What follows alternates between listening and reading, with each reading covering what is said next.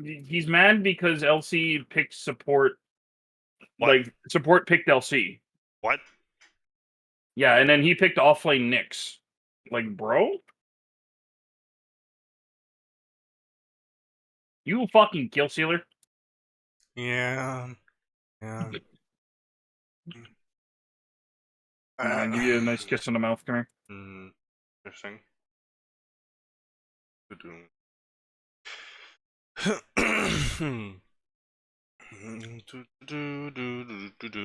yeah, I forgot for a second. No, we can just...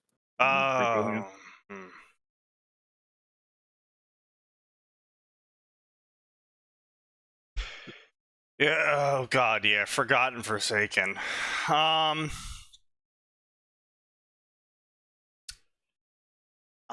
was a, Forsaken was a thing. It was okay. I wasn't a huge fan of it, honestly. Most people weren't. Do you even know what I'm fucking talking about? I thought you said Forsaken. Yeah, Forgotten Forsaken. Oh, okay, different things. Yeah. No, I have not heard of Forsaken. I have not heard of that. Yeah. It's a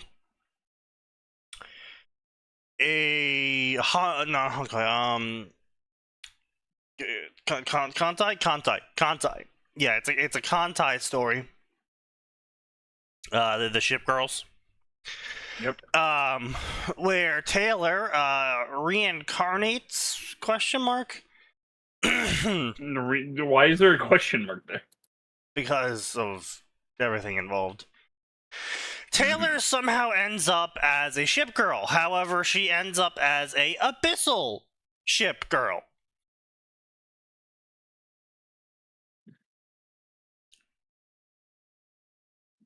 Who is a cargo ship.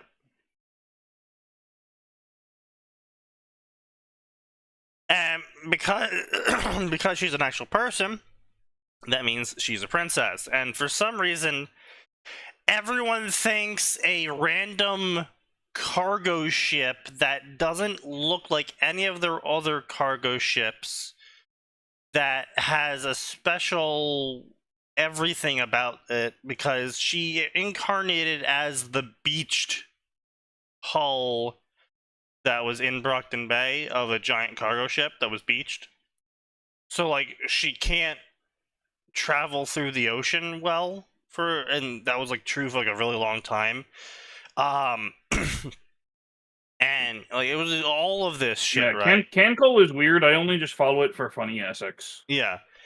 Like, it was really just, like, it really pushed my suspension of disbelief, because she was effectively a very unique ship girl, which screams demon or princess.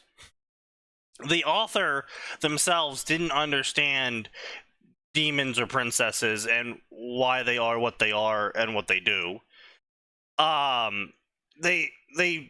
believe Forgotten Forsaken was also the story in where Taylor had an internal crew and her first mate was based off of Jack Slash or something, and he mutinied inside of her at one point, and it was... How in the fuck does that work? Yeah, it was just really confusing, because, like, the captain wasn't actually the captain was secretly the Shard pretending to be the captain, and Jack Slash wasn't mutinying, he was actually reclaiming the ship for Taylor. Cancol is weird, and we can leave it at that. It wasn't a Cancol thing. It was this author taking extreme creative liberties with how Cancol works. It was a very weird story, and I'm not sure the author even knew where they were going with it most of the time. Many such cases. I can't believe you're alive, Sneaky. Wait, Viz Media bought Ruby? Yeah. That actually makes a lot of sense, to be honest. I was half expecting Dark Horse, honestly. I mean, it kind of fits.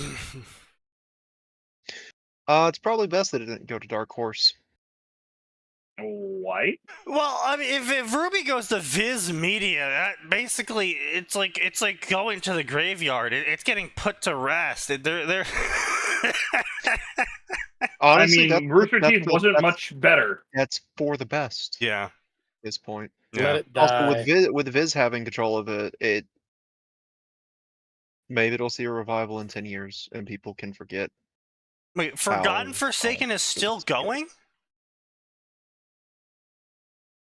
I thought that shit finished.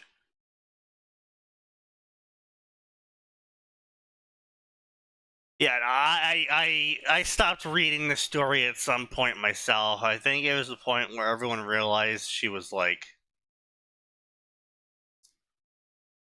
The problem with the story, it was updating in like 800 word, 1,000 word bursts at one point. And I was just like, man, I'm not here for this shit.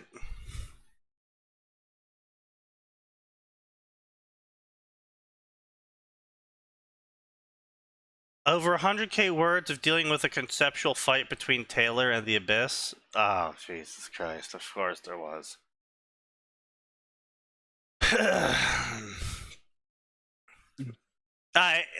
Look, one of her abilities was kind of cool.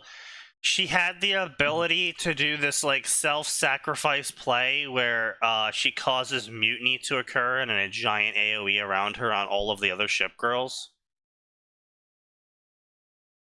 I thought that was kind of cool for an ability.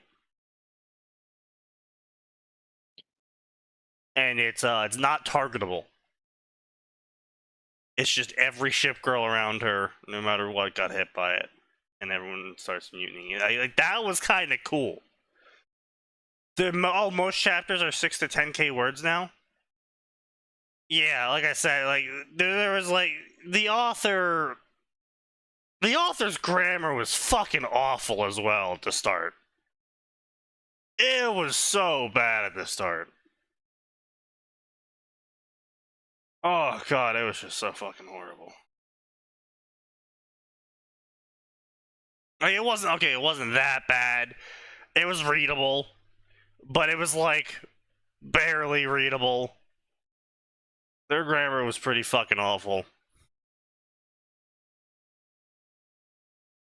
The moments where Bertha goes ham with crane hooks. Yeah, like that was kind of cool. Like I kind of dug like them kind of fucking doing some stuff with that. And then they started getting like super philosophical, but it was reading to me like armchair 101 shit. And I was just like, look, I'm not here for that. And I kind of just stopped reading.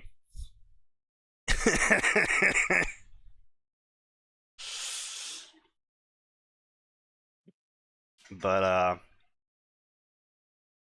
that's not what we're here for.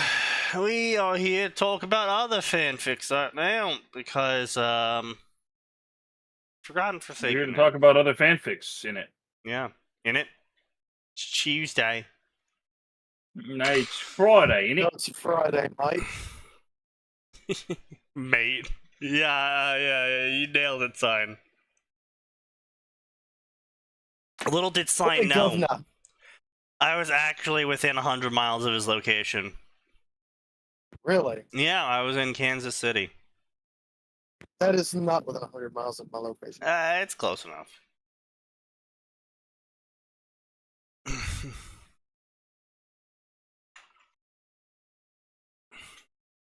You fix it. I may disappear at any point because we got a big lightning storm rolling through. Yeah, I know. You got a tin can for internet and power, so. Yep. Just remember, guys, almost anything is better than the Infinite Loops project, which is still going. Well, of course it's still going. It's an infinite loop.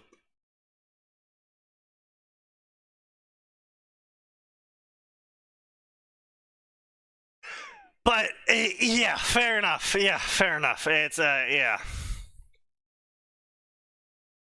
Infinite Loops Project. Yeah. Anyway, let's see. What are you guys thinking today? Video games, anime, books, movies. Would say Ruby in honor of the Viz thing, but Ruby's fucking dead. Oh, hey, you never know. Maybe it won't be dead. I say. I think the fact that they're keeping Carry On for it is as good as a death sentence as anything. Why are they keeping her on? Or him? Because they Yeah. don't know better. It was a package deal. Probably. I see. Like, it's one of those moments where it's like, I don't want the original authors on the project, right? Like, normally when it's like, oh, a new company has the Star Wars label, I sure hope they keep George Lucas there just so we can keep some, some sort of, authenticity to whatever's happening. Yeah. And then they make dog shit garbage, right? Oh no, Lucas was put out to pasture, and they didn't actually. They took what he gave them and balled it up and threw it away. He wasn't put out to pasture. He was paid something in the range of like $2 billion to fuck off. He sold his cow for some magic beans. No. You're using all the wrong metaphors. They fucking rolled up on his house with a dump truck of gold and said, "I will pay you this much to fuck off." Yeah. He's actually pretty mad about what they've done with Star Wars. Well, sure, he held the fucking IP for 40 fucking years. Oh no, I know, but like he's actually offended that they're like some of the stuff they're doing for the more progressive messaging, like strong women, and he's like, what did they think Princess Leia was? Yeah. What do they think Padme was? I was like, Padme or- wasn't strong enough, guys. Yeah. She was only a child queen who managed to stand up to the full might of a mixed species intergalactic stadium of senators, and she, as a fucking child who just had her planet invaded, managed to stand up for her planet to them all. Yep. She stood up to a Sith Lord and basically said, "No, fuck your reinforcements. I'm gonna do it myself." Yeah. Not the kind of strength they wanted. Yeah, but she's not a strong female character. Yeah. The kind of strong female characters they want these days are more in line with men who are taking estrogen. They want a girl boss who can beat all the icky boys. Yeah. So yeah, but man who was taking estrogen. Yeah. I mean, honestly, I think this is like for real serious. Meanwhile, none of the men in Star Wars knows the first thing about any sort of political maneuvering. Apparently. For real serious though, it's like I have actually actively seen in real life the live effects of this giant media push for these girl boss women, because I have seen throughout my days a large number of women who think Hollywood was real and that they can totally take on a man in a fight, and then I just watch them get absolutely annihilated. Mm-hmm. And then suddenly reality sets in. No, reality never set in for any of them. No. They believe he was, cheating or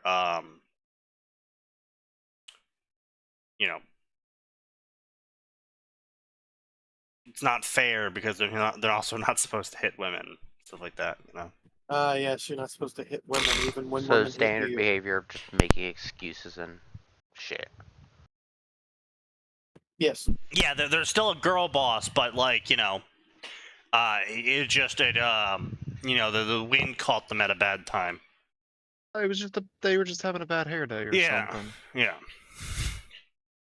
It's really unfortunate. It's really unfortunate. I've seen some really unfortunate stuff happen to people because they believed Hollywood and the propaganda Hollywood's been pouring out about how women can totally just take on men and win super easily by the dozens. Yeah, that reminds me of that video of that woman in that parking lot. If you don't delete that off your phone, I'm going to punch you. She hits him. He hits back. She hits the floor. Well, it's not even that he hit back. He kind of just backhanded her. We don't actually see what he did. It sounded maybe like a hit or a shove. I couldn't tell. From what it looked like in the video, it looked like he was just swiping backhand. Did she get fat Geraldton? These hands are E for everyone and A for all ages. It's not my problem if you fuck around. Yeah, pretty much. Yeah, it's really unfortunate. Yeah, no, it's just really unfortunate. But in terms of media consumption, it's really unfortunate as well because goddamn, they just make the worst fucking stories. They just make terrible stories. And it's not saying that you can't have a woman who's strong and smart and powerful and knows what she's doing and all of those other things. I mean, you have fucking Samus, right? You know, you have... But Samus isn't a true girl boss because the internet has turned her into, you know... What about, what's her name, Ripley? Yeah, Ripley, yeah. Those don't right. count. But they don't count because their personalities aren't trash. And the reason Because they don't disrespect men. Well, yeah, and Black Widow, They say she doesn't count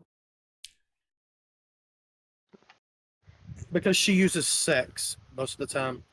Yeah, so A lot of the time. Marvel movies obviously have to hype up the combat parts of Black Widow.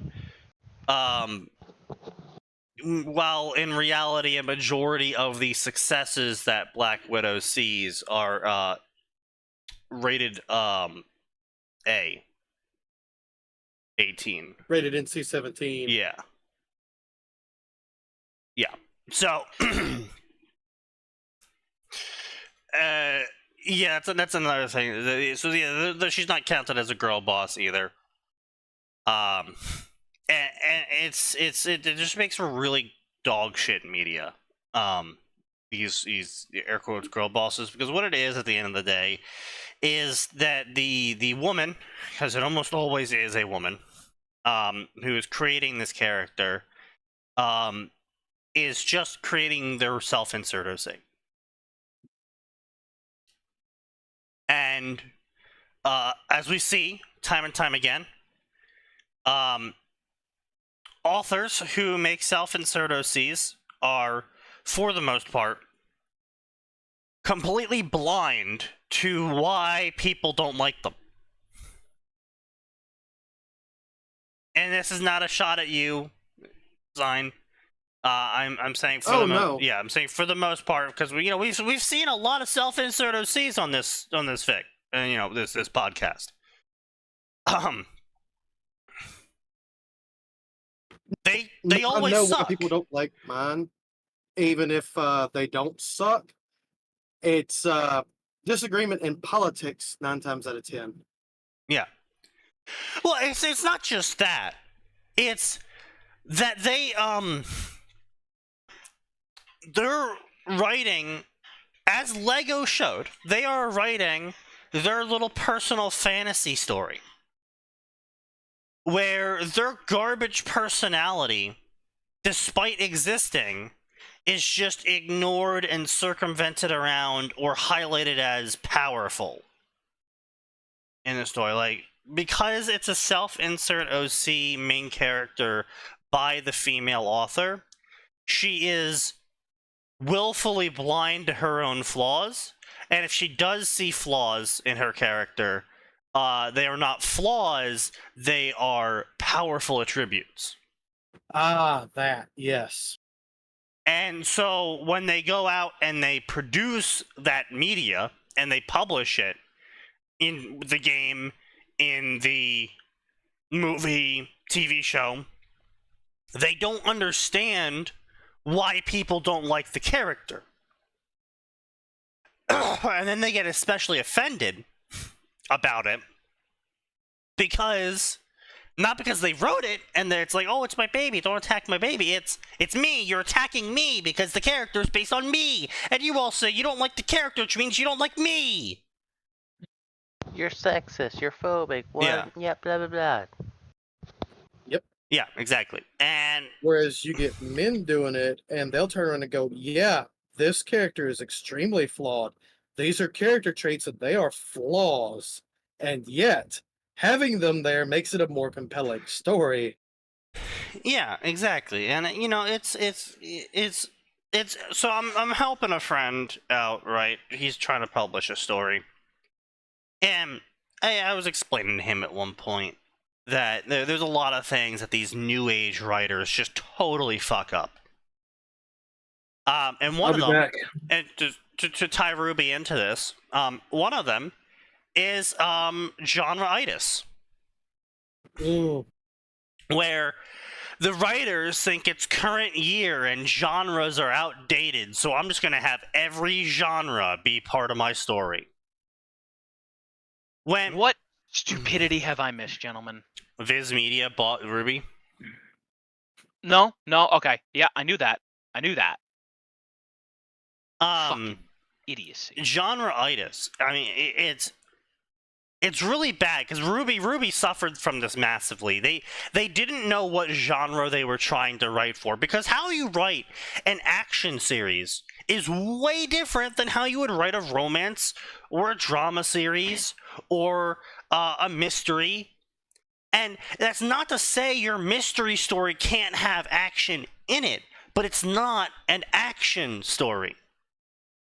And a lot of these people who are functionally illiterate when it comes to media, I say functionally illiterate because they can absolutely read, they just can't understand what they're reading.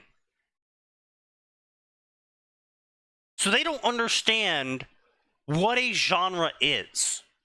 They think a genre is like, oh, well, it has these features in it. It's like, no. An action-adventure story has certain narrative beats to it. A horror story has certain narrative beats to it. A mystery story has certain narrative beats to it. And you have to focus on those narrative beats if you're doing them. Not to say a mystery story can't have horror elements. Not to say it can't have action elements. Not to say that you can't switch where the first half of the book is delivered in a mystery format where they're hunting down clues and there's a lot of intrigue and, you know, they're doing all of this, but then right at the end, you know, they reveal the monster and now they pick up a fucking gun and they have to start fighting it. That's fine. It's just, you have to respect the beats. I would say, Yeah. I think one of the easiest and clearest examples of this is going to be the transition from Resident Evil 3 to Resident Evil 4. Yeah. Right? Yeah. Resident Evil 3. Now, to be clear, Resident Evil lost a lot of the horror elements when they moved away from a fixed camera, just because there's a lot more stuff you can do. Right? It sounds dumb, but there is really a lot more you can do from a horror perspective with a fixed camera angle, because you know exactly what the player is going to see and you can control exactly when they are able to see it. Right. But it wasn't just that, right? RE4, you have more ammo, you have more responses. There's way more combat in 4 than you're going to end up with in 3. So it moved from a horror survival game to an action horror game. Can you still die? Yes, of course you can still die. You can die very easily. Right. I mean, it's less like the transition. I mean, maybe more or less. Dead Space 2 to Dead Space 3. Now, Yeah. Max and I have said countless times that Dead Space 3 was a great game, but it was a terrible Dead Space game. Yeah. That's because Dead Space had previously made itself out to be this horror survival game. Where, I don't think you can run out of ammo. I mean, you technically could if you just fucking sat there in the corner and kept firing. But Ironically, you're far more likely to run out of ammo in that game if you have multiple weapon types than if you don't, but that's a dumb design decision. yeah, it was a little bit silly, wasn't it? Yeah. Well, because here's the problem. It's just a shittily implemented version of what RE's 4 through 6 did, right? Which was the less ammo you have for a gun that is in your inventory, the more likely the enemy is to drop ammo for that. Yeah. Whereas, unfortunately, oh my gosh, Dead Space. I couldn't think Dead Space, right? Dead Space, unfortunately, doesn't take into consideration whether or not you have it in your inventory and are using it. It's just asking, do they own it? Yes, give ammo for it. So you can end up with an inventory full of ammo for a gun you don't even have out of the shop or out of the Yeah. yeah. I mean, yeah, but at the same time, though, I think Dead Space really, really flexed hard by making the plasma cutter a viable weapon throughout the entire game. Oh no. That's a great decision. Like, no question, that's a great decision. That's excellent. And it follows the grand tradition of watch me beat Resident Evil with a pistol. Like, that's a good design decision. Yeah. I will say they absolutely made the plasma cutter feels way better than the pistols in Resident Evil, just because they made it a much cooler, meatier gun. Yeah, that's another thing I really enjoyed about Dead Space is that they didn't they weren't like, this here is the wide arc plasma launcher. It's used to make giant cuts inside of metal in an instant. And then you shoot it at like one of the necromorphs, and the necromorph just goes, ugh. You shoot it at one of the necromorphs, and the necromorph gets fucking cut in half. And it's like, yeah! Yeah. You mean a lightsaber works as a lightsaber should? Yeah, that's why I really like Dead Space, is because the weapons they gave you, they were like, yeah, so this weapon like cuts steel as part of its job. Necromorph flesh is definitely not tougher than steel, and so if you shoot a necromorph with it, yeah, it just gets fucking chopped up. Which is, I think that's just great. I love it. I very much appreciate a game not hyping up the weapon in lore, and then like when you finally fucking use it, it's like super underwhelming. Yeah, no, there's nothing more disappointing than that. Like, I mean, part of the other thing that's really fun about Dead Space is, right, they don't give you weapons. They're giving you industrial equipment that Isaac said, I think I can kill someone with this. Yeah, they also give you the pulse rifle, and God bless the pulse rifle. The pulse rifle is terrible. It's one of the At best least in weapons one. in the game. Not in 1, it's not. The pulse rifle's dog shit in 1. All you need to beat Dead Space in all Dead Space games is the plasma cutter and pulse rifle. You don't even need the pulse rifle. No, you don't. But it's pretty good. Listen, it's better than it is. It's better in 2 than it is in 1. I still think it's terrible. But anyway, so Dead Space 3 came out, and it was just an action game. Like, they had horror elements, but it was just an action game. And it was really sad, because the horror elements that were present in Dead Space 3 were actually really good. Yeah, we've said it before. I'm not going to harp on it too much, but listen, the stuff that they did when messing with multiple camera angles and people. That was amazing and brilliant, and I loved it. But and they even did co-op horror right, but they did it in the wrong fucking game because they made it an action game. Like, the coolest shit ever when playing in a fucking co-op Dead Space was your partner just the guy you're on voice with just starts screaming and shooting at a fucking wall, and you're like, bro, what? What's going on? What are you shooting at? He's like, oh, they're surrounding us! Oh shit. Bro, did you take drugs? Legitimately made it sound like your They're in the partner was wall. going crazy. And it was They're in such the a brilliant goddamn wall. move. What happens if you're having one of those quote unquote episodes and you don't start shooting things? Do you die? Oh, because it's not an episode. They really are there. As far as the game is concerned, like, this isn't a hallucination. Like, if you kill them, they drop ammo. Okay, Yeah. so if he doesn't kill them, he dies. Yeah, Even though you don't see them. yeah. Correct. Oof. They will spawn only for you, which right, like it's also great because like if you're not like actively talking to your buddy, like you might just be like, well, why didn't my friend was an asshole, he didn't help me, right? But like they will hurt you, they will damage you, they will drop stuff. It's not like you'll let them hit you and go, oh, these aren't real. Yeah.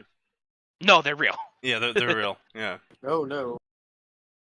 It was actually, like I said, it was like so fucking well done. And then like what you're seeing and what he's seeing are completely different as well in terms of decorations. It was so well done, but it's not a fucking horror game.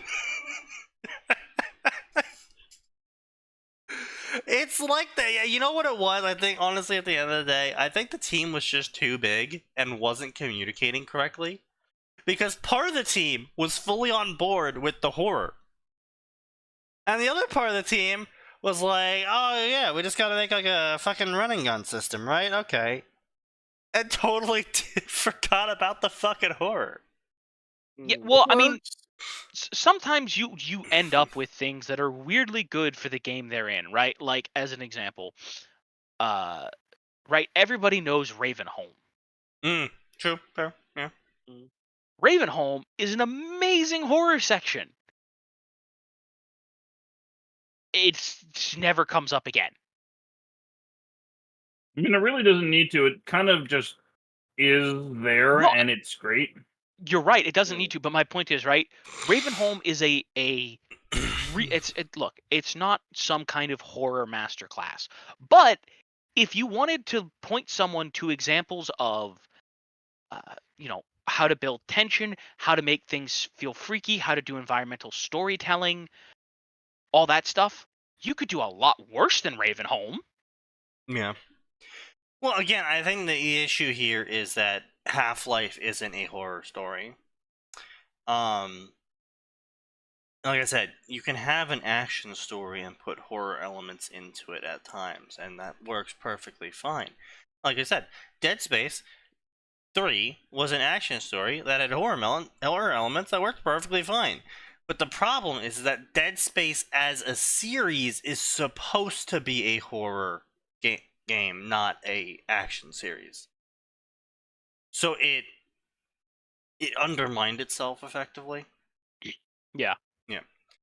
Always avoid Dead Space fanfics because it's inevitably going to have a necromorph times Isaac. I have literally I have literally never seen that. What did I just walk back into? Hell. Leave. That's Save basically People are being yourself. people are being horny Outside. for the zombies. Hmm. Save Oh, yourself. Dead Space. There's only 431. Every day we stray further from the light. I was talking about Dead Space and how it's an action series now that it has horror elements instead of a horror series with action elements. What the fuck? Hey, you know what, Sneaky? Talking No. about fanfiction, Yeah. let's talk about the Suicide Squad isekai. No. I would Yeah. love to, except I haven't watched it yet. Yeah, don't bother. No? Excuse you? With action only. No. It's fine. I watched love the what first they did with episode, it's Clayface. Garbage. No. No, look, Clayface is fun. both of you are Right. just like absolutely fucking compromised sources, okay? Like, whenever Sign says it's shit, like 75% of the time it isn't. And whenever Atin says it's good, like 75% of the time it isn't. I'm gonna say Wait. this is fine, is what I'm gonna Sneaky. say. Listen, Yeah. Snaky. it is a Give reasonably episode 1 a shot. Yeah. Ignore one fight scene in the middle that I think they may have given to an intern as their first Yeah. project, which was a big mistake. Ooh. Episode 1's fine. I haven't seen 2 and 3 yet. Uh-huh. I'm interested to see where it goes. I get the feeling Clayface is going to be the best character of this anime, though. Oh, that's really disappointing. My advice. No, my no, no, advice is no, the no, same no. that I It's give to not. anyone Like, who listen, wants- listen. This is not a Clayface that you've ever had before. Yeah. Like, They so what they did with this they one, made they're him leaning. interesting.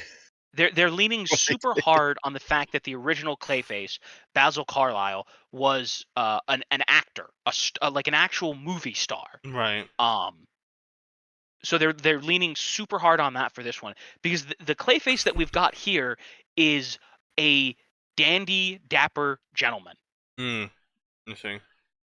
My advice But is he's the same also I a give to giant anyone, fucking which is geek. what I do when watching anime. Give it 3 episodes. If you don't like it, just drop it. That's right. Yeah, I mean, yeah. Yeah, I was It's the same thing I do with anime. I just really hoped that the Suicide Everyone Squad anime would have worked out because I mean they fucking tapped Mori to do the OST. Here's what I will say. So far, it's fine. It could go places that are fairly interesting. Right now I'm gonna say it's fine. It's a reasonably competent anime with some good fight scenes, some nice animation. The story so far isn't anything to write home about. It's kind of your, I don't want to quite say satirical isekai. I'll be curious as to what they're doing. I like what they've done with Joker. I like what they've done with so for Harley, they kind of mixed like animated series Harley with like Margot Robbie Harley. It's not a bad mix so far. It's not great. Here's I the wish thing. they'd pick a lane. Sorry, you wish what? I wish they'd pick a lane. Here's the thing. I don't mind because I think that the Margot Robbie Harley is nice because it leans more on the independence. But we still have a Harley that's identifiably Harley. She's in love with Joker. I appreciate that they're finally going back to Joker not being an abusive piece of shit. Yeah. Like, he's still a terrible human being. He's just not beating his girlfriend or abusing her, right? To be clear, they're absolutely still in a wildly unhealthy codependent psychotic relationship. There's just, no beating. So, all right, you want the short on the plot. Have you seen Gate? You're aware of what Gate is? I'm aware of what good is. It's Gate, except with Suicide Squad and Amanda Waller using them as her foothold, basically, on the other world to get their resources. Hello, Aussie. Yeah, I would say he's not wrong. I will say as far as villains go, I prefer what they've. One thing that I do appreciate, right? For whatever reason, the people that have like superpowers, like actual proper superpowers, they make it very clear that those people have gotten some kind of upgrade in Isekai land. Uh-huh. So like, Clayface is functionally a clay wizard. Using himself. I mean, even Harley in that first fight seems like she got some kind of upgrade. Her and what's his name, both. Yeah. It certainly seems she's gotten some kind of, I don't want to call it like super strength because she can still get her shit kicked in. It's like she's more like a enhanced. rogue. Yeah, it's like enhanced strength but no durability. Look, I want to see where they go with it. They could go several interesting directions here, including having poor Clayface be like, yes, I can't wait for the isekai princess to fall in love with me when she's been making eyes at Harley the entire time. Oof. So, this author here, let's see here, a little about me. I'm a 26-year-old guy who was born and raised in Missouri. Some people think that means I talk like a cowboy, but I'm not really country. I live in Michigan now. Currently, I'm unemployed. I'm an asexual aromantic. God, I hate these people. That's a lot of really weird words to say. Dead end bloodline. Yeah, it's just look. Well, it's not a dead end if he has siblings. Yeah, that's fair. If he's an only child, though, it's dead end. You know what? Yeah, you're right. I should modify that. He's a dead end. I really just don't believe people when they say they're asexual.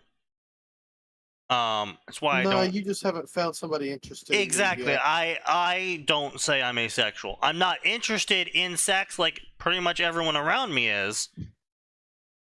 But I also definitely have a preference of that I'm not gay, and I know that for certain. Well, I mean that has nothing to do with asexual or not. Yes, it does.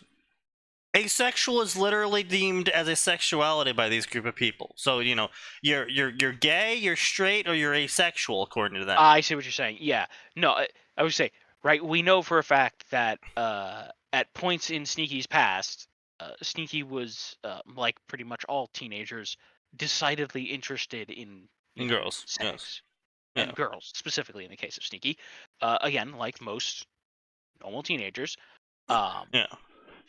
So yeah, it's just like, so I don't call myself asexual. It's just like, oh well, I just don't want to have sex. It's like, no, you just haven't found the person you want to have sex with yet, because shocker of shockers, a lot of people these days have been poisoned by media to think that you just have sex with people and you just have sex with people all the time. It's like, no, actually, back in the day, people tended to just have sex with, you know, A couple of people. Two No. people. They absolutely still slept around. It was just with a much more limited pool. Internet Right, but no, shit my and point kicked me was... from Discord and redid itself, and I just come back to Sneaky. People intended to have sex. Yes. No, I'm saying one or two people specifically because in a majority of these cases of people back in the day, they were in a village of like 100 people, and there wasn't really a big pool they could sleep around with because everyone kind of knew each other. And if they saw John coming out of Jane's house when Jane's married to Jacob, He knew what was up. yeah. You might find yourself beat to death in a corner somewhere, and then dumped into the pig field. Little did they know that he wasn't. That he was visiting Jacob instead. Indeed, but no. Yeah. So because in majority, people didn't tend to just sleep with someone new every single night.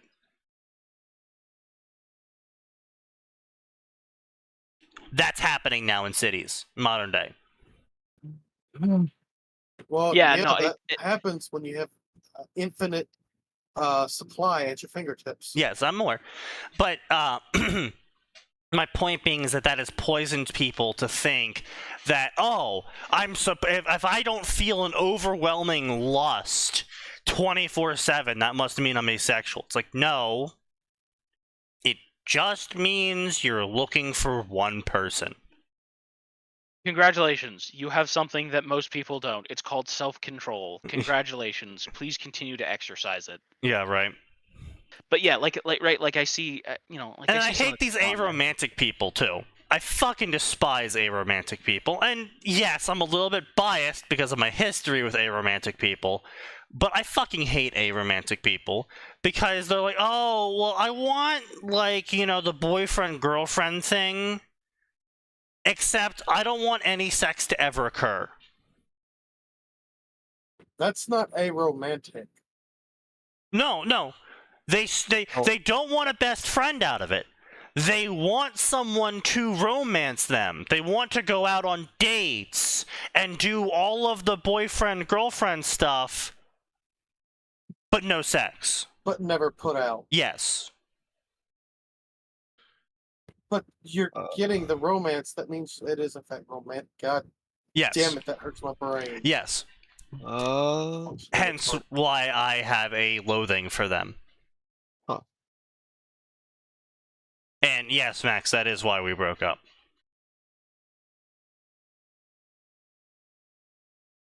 I mean, Oof. part of that's because you two were definitely not well together as a couple, and Well, yeah, boy, it's because you I make went bad into choices. the... Yeah, well, yes, we make bad decisions, but my point was more that I went into the relationship thinking one thing about the relationship, and she went into the relationship just wanting to extract out of it.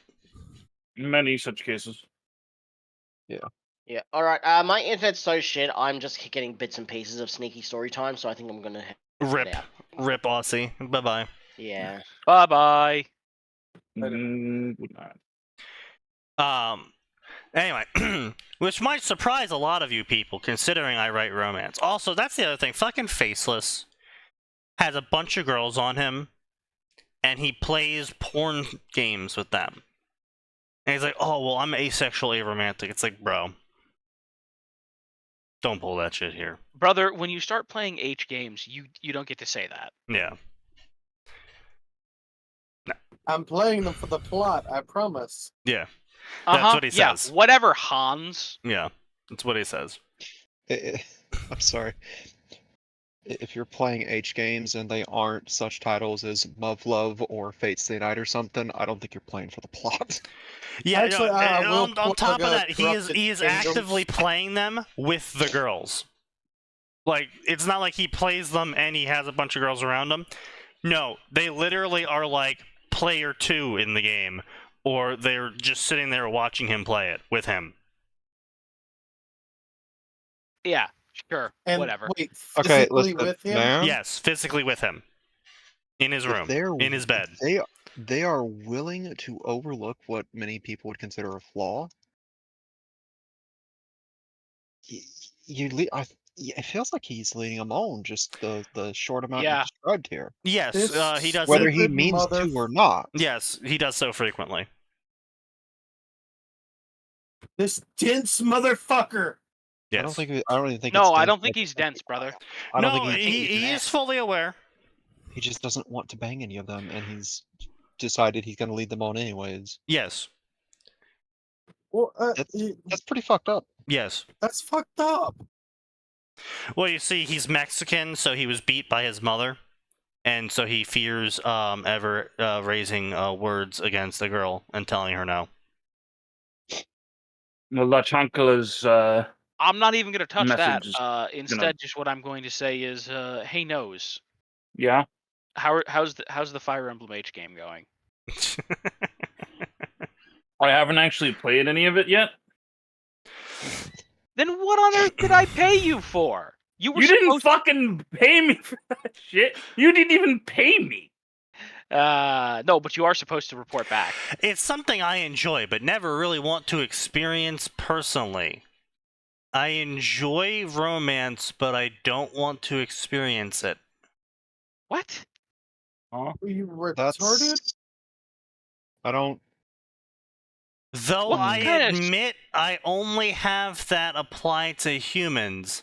If I'm getting fucked by an animal or an alien, my love life might be more exciting. Yuck. Ew. Yeah, I'm one of those people. Cross-species romance is where I'm at.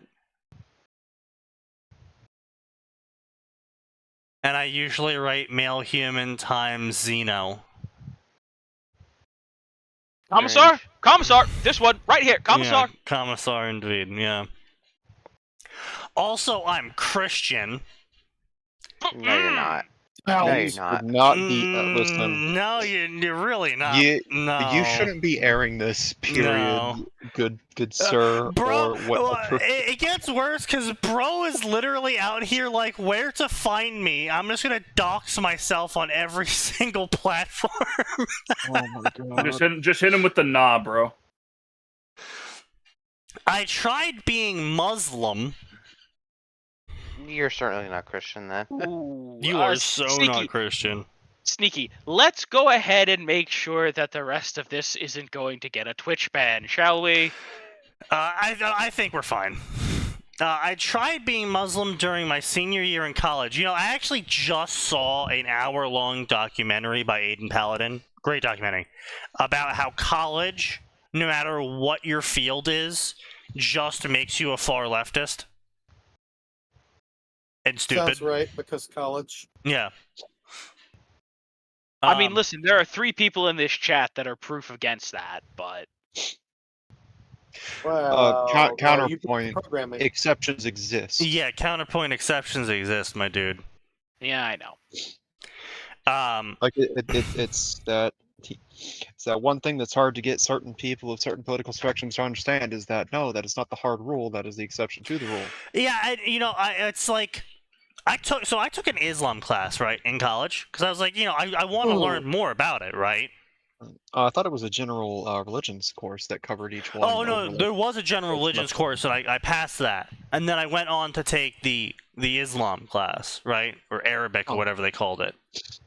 Yeah, I would say, to be clear, the school that we attended had one for, like, I'll give them genuine credit. They had one for most major religions, I think. Like, they had the general studies one. They had one for Islam. They had one for Christianity. In Champlain?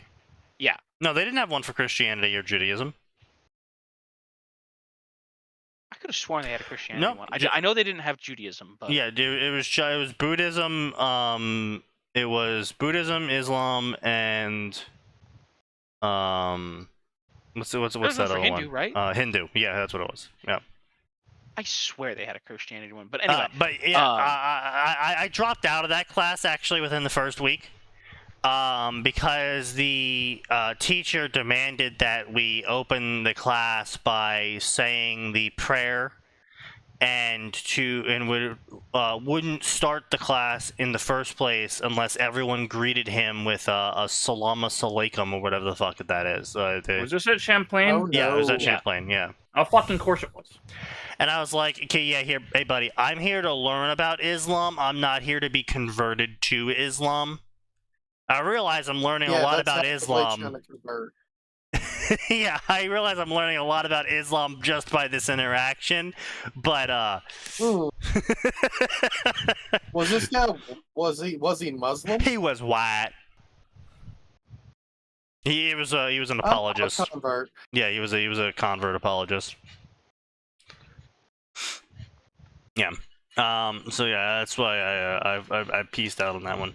But so that's why I can totally believe this guy when he said I tried being Muslim during my senior year in college and I don't regret it. I can absolutely believe this retard went to college, tried to take an Islam course and was like, oh, Islam is the true religion, and then failed somehow at being a Muslim and was just like, oh, I guess I'll just go back to being a Christian because it's like a class I can apply to myself, right? I'm gonna put this in chat. Oh no. What the fuck is this? Like, that sounds like the type of person that would just post the GIF I just posted unironically whenever. Ooh. Oh. Yeah. Oh. Yeah. Well, now I Remember need to what he get said this- earlier. This round. Yeah. That's true. That's true. Yeah. He's right. And they do not like them. Yeah. They True. didn't like bake. I thought they didn't like pigs. They don't like dogs. Yes, They don't like also, but they pigs. don't- So they they don't believe like dogs are dogs unclean. because dogs require caring and feeding, and if you don't do that, you get a lot of wild dogs. And so, much in the vein of many religions, Islam at the time had a wild dog problem, and so they declared all wild dogs to be unclean animals and need to be killed. And it's the same thing with pigs, is that if you don't prepare a pig correctly, it has lots of parasites, and if you just feed it the worst shit ever, it's gonna put that shit into the meat, and so you can get very sick handling the meat. Also, the meat can go bad very quickly as well. So there's a whole bunch of pork reasons requires as to why. handling. Yeah, there's a whole list of reasons why pork was also declared an unclean animal by multiple religions at It's the time. haram.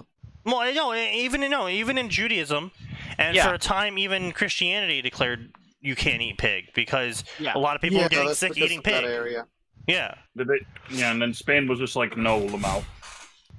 And then over time, the practices, the health practices got better, and Christianity was like, okay, it's fine to eat pig now. There's another. I mean, Christianity banned shellfish, not because shellfish is somehow unhealthy for you, but because shellfish expires faster than normal meats, and undereducated individuals were not storing the shellfish correctly, and it was going bad, and then people were eating it and getting sick. So they were like, okay, religious decree, shellfish is forbidden by God. And then Judaism banned eating the ass end of the pig, of the cow. I mean, Yes. same reason. Just Yeah. felt it was unclean. Yeah, because the people weren't cleaning it properly. And so the shit was getting into the meat, and then people were getting sick. A lot of these declarations about unclean foods or whatever you have with a lot of religions is always going to be rooted in people are retarded, didn't know how to take care of the food preparation, and a lot of people got sick, so the powers that be said, okay, fuck it, no one can have it now. God said so. Yeah, We're well, I was gonna say, protecting like, you if you from your own look at stupidity. right, if you look at the books of the law for Israel, a lot of those books of the law are concerned with like rules that they were given to follow, and most of those rules have a lot to do with basic personal hygiene and food preparation hygiene. Yeah. And so it's the same thing with the Islam and washing the feet. It's not so you can be clean before God. It's so you don't have fucking feet parasites and aren't spreading them around in the church or Because you've been mosque. stepping in shit all day, you nasty, nasty fucker. Yeah, exactly. And it's just because again, most people would probably either be wearing cloth or barefoot in the sands because it's sand. You know.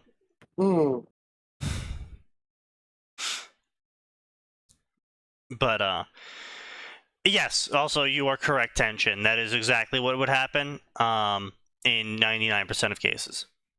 What is this abomination that I'm being forced to look at?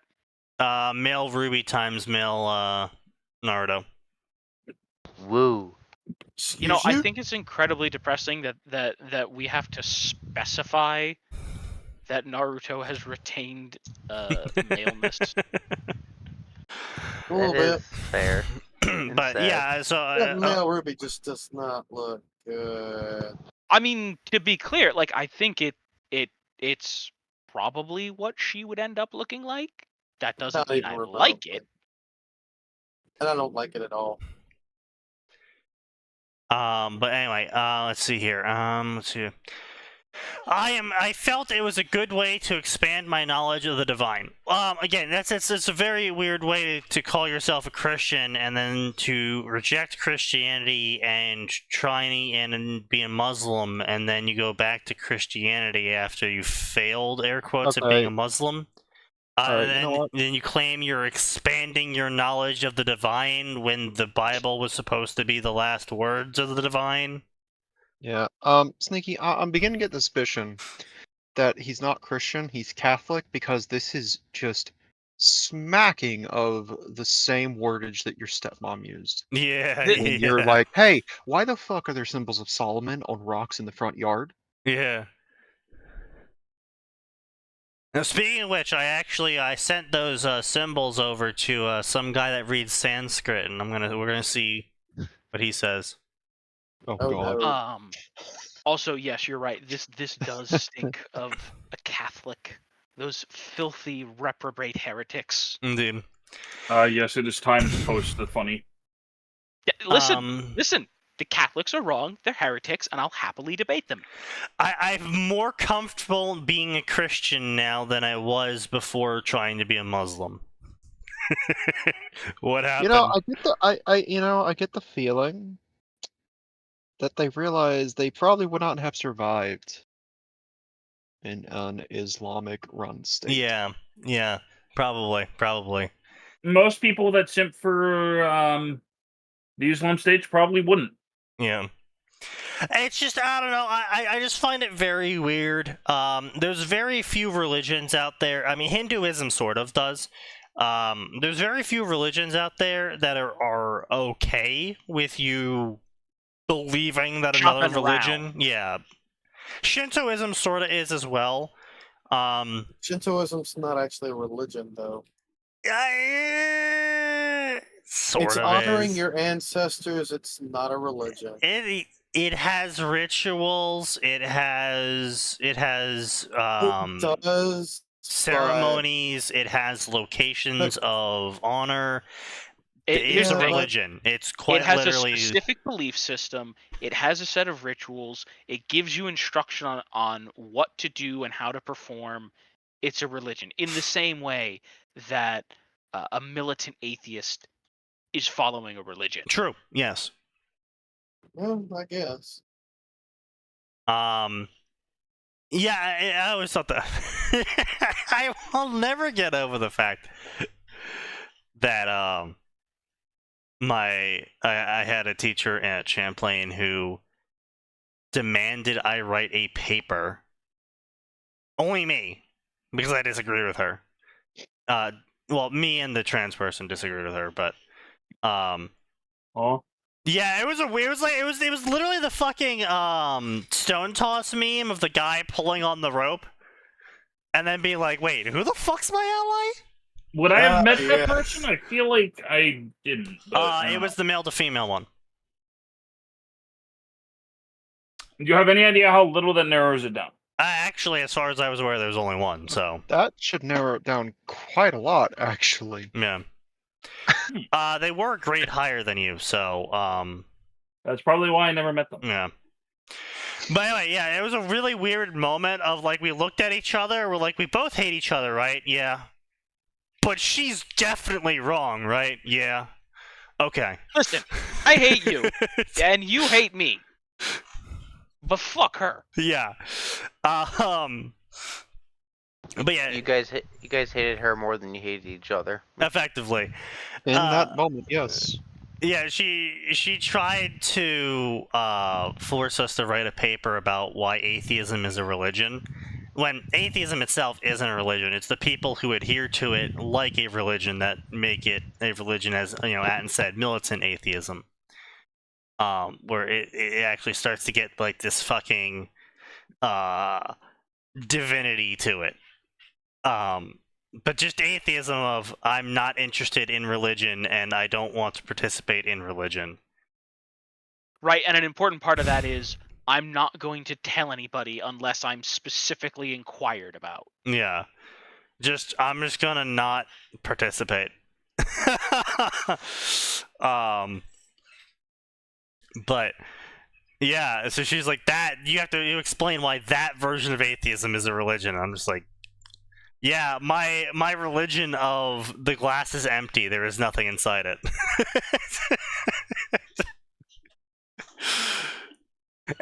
Yes, of course. And the teacher literally came at it at the angle of the glass isn't empty.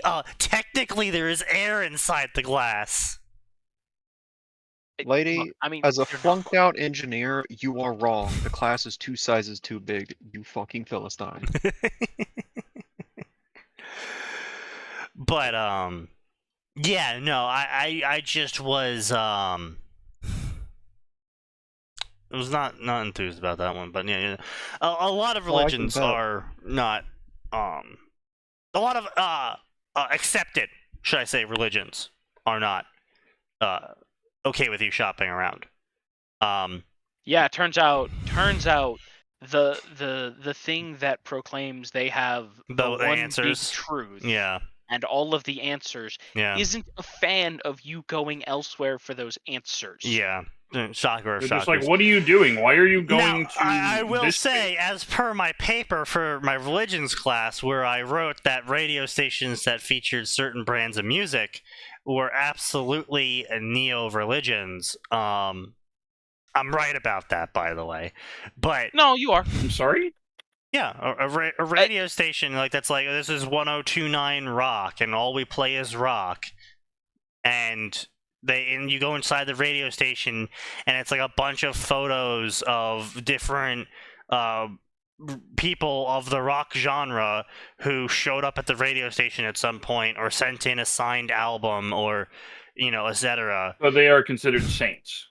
Well, effectively, yeah, because you have people tuning in to a certain period of time every single day for certain programs, and then they listen to a certain flavor of music that is prescribed by the church, which is the radio station. Okay, I see where you're going with this. Yeah, No, that's the thing. Right, on the most technical level, he is correct, because these people are showing up every day at a specific time, tuning in because they want to hear a specific thing. they want and to they hear only- their pastor of the radio station They want to tell hear them the things they want to hear. They want to hear the word of Led Zeppelin. Well, they want to hear. Well, no, because that's what I equated it to is they don't want to hear the word of Led Zeppelin. They want to listen to Led Zeppelin, but they're tuning in to a specific time to do the specific programs that this specific radio jockey, aka pastor, is holding. Like, oh, this is the 1 a.m. jam hour with your host, Jamerson. That is not a religion. That is literally the definition of a religion. He wrote a paper on this. He can argue this. I literally wrote a paper on this. Get on his level. And now we have a religious debate about the Trinity. Queen, yes. Queen, yes, and Led Zeppelin. Fair. Is a religious class even a thing? Yeah, absolutely. No, don't Religious class, there's a lot of religious classes. What are you talking about? Yeah, what are you fucking talking about? You're killing it. Yes, there is supposed to be religious classes. There's literally. How the fuck do you think they made priests and pastors back in the day? No. You have to be specifically trained to be a priest divinity.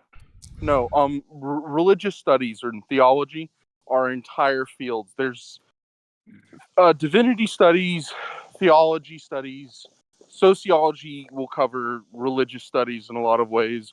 Anthropology does some of it. And there's one other field I'm forgetting. Yeah, I know. We have Killian saying that there isn't supposed to be religious classes. That's not. Oh, Sneaky, you know. Yeah, that's not true at all. Right? The separation is a power thing, not a learning thing. Now, to be clear, a public institution is prevented from favoring a religion over another. Yeah. Doesn't stop it from happening, but Yeah. Well, yes. in theory, this is a system. Yes, that they are in theory. We're ignoring the exceptions for this. I'm just surprised it was a class at a normal school. Well, first off, Champlain wasn't a normal school, but It was not. no, it's to be clear, completely reasonable the for there to be overwhelming a single majority class. of schools in the of institutions of higher learning in the United States generally require you to do some form of religious education. Yeah, like in high school, that's going to be part of your social studies at some point. It should have been. You're going to cover the big. You're going to cover the big three. It should have been. Actually, how did Common Core fuck that up? I wonder. Oh, basically, so Common Core turned social studies and history into Revolutionary War, slavery, Holocaust, and then they just repeat the next year. Yep, that's accurate. See, that's why I liked my history teacher in high school, who was just like, who wants to do a reenactment of the Battle of the Bulge? Based. Meanwhile, the best history teacher I ever had, AP US history, was like, all right, so we're just going to get this out of the way. You've been lied to your entire lives in the school system about how US history works. Huh? Yeah. Like Martha Washington, the flag? Yeah, that was bullshit. Her grandkids were greedy cunts. It's like, oh. Yeah. Oof. Oh, that's the foot we're starting off on. Yeah. But let's see. So to catch you up, Alvor, we have this lovely individual here who calls themselves Pyrofox 117. And they have declared themselves to be an asexual aromantic who likes romance, but only if you're fucking a dog or a cow or an alien. They're also a Christian, but actually they tried being a Muslim for a while. They decided that Islam would kill them, and they went back to being a Christian. And additionally, I am trying to integrate my religion into my stories. They are about ordinary people confronting the supernatural, and that would change the perception of God to people. No, Gamer, why don't you just fucking play World of Darkness? That sounds like right up this fucker's alley. Literally, just go play mage. It really wouldn't, like, change your... If you were a Christian and you believe in God, and some fucking vampire shows up, you're not gonna be like, oh, I don't believe in God anymore. Well, 2 asterisks to that. When you say Christian, do you mean a true believer, or do you mean a cultural Christian? Cultural, probably, because this guy thought he could just leave Christianity, go to Islam, and then be like, oh, actually, I don't like this, and go back. Yeah, so he's probably some... Oh, sorry. If y'all can hear what's the term? Was it Creaster? He's a Creaster Christian? He's a lost soul who needs severe healing and probably mental help. Creaster Christians are people that go to church specifically for Christmas and Easter and call themselves Christian. Oh, those people. I don't go to church enough. I had a, let's say, theological disagreement with one of the pastors, and I'm still a little... I've been branded a heretic by the church. Alvor, sometimes a church just doesn't match up with what you're looking for, and sometimes you don't match up with what a church is seeking, and it's... I know, still. It happens, man. To explain... Thank you. I actually do appreciate that. No, so if he's a cultural Christian, then he's not going to be aware of many of the tenets of the doctrine. Well, yeah. So the thing is, Christianity does not deny the existence of spirits. They deny the godhood of those spirits. Yes. So a true believer who has at least a moderate understanding of the doctrine, which isn't that many people, to be painfully honest, likely would only be disturbed at the depths of the horror they've encountered. Vampires aren't nice people. Yeah. They do very bad things. Yes. Just very casually. Yes. But they're not likely to be shaken in their faith.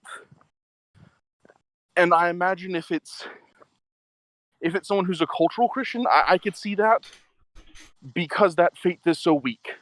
Yeah. Because it's a foundation of sand, to borrow a biblical parable. And if you're going to go that route, though, you have to ask the question, what is the response then to that challenge? Because it can be a rising to the occasion. It can be an affirmation of the struggle. Right, exactly.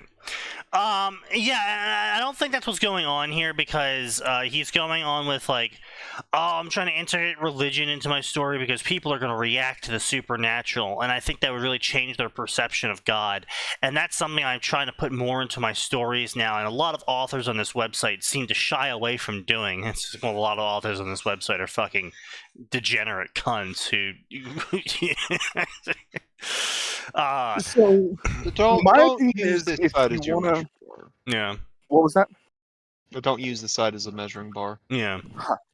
No, if you want to integrate the supernatural into a modern world scenario, either Broken Masquerade or full AU, I could see a lot of cults, more in the classical sense of the word, not as, a group of crazies in a basement sacrificing people, but non-mainstream, semi-organized religious movements that are really emphasizing these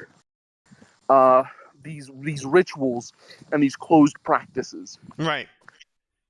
And that could be really interesting, especially if you want to do a broken masquerade scenario, because then you can go crazy with it.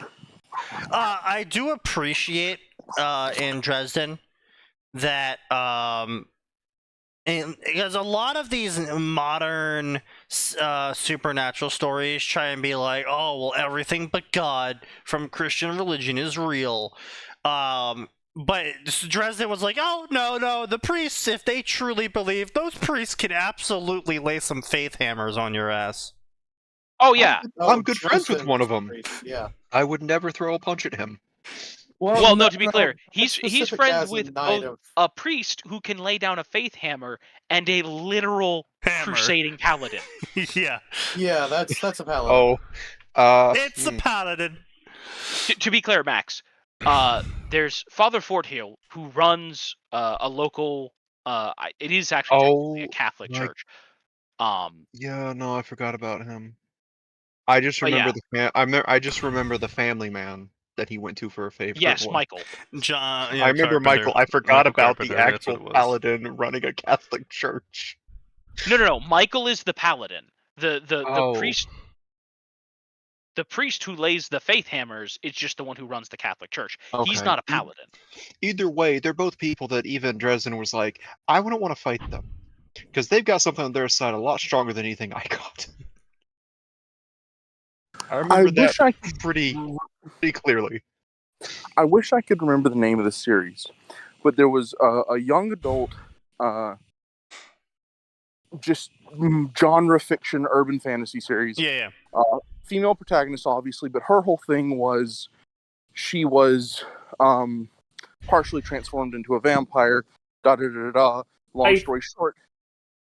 Go ahead. I think I know what you're talking about. I do remember it. Fucking what the name? Fuck goes the name of it. I can't remember for the life of me.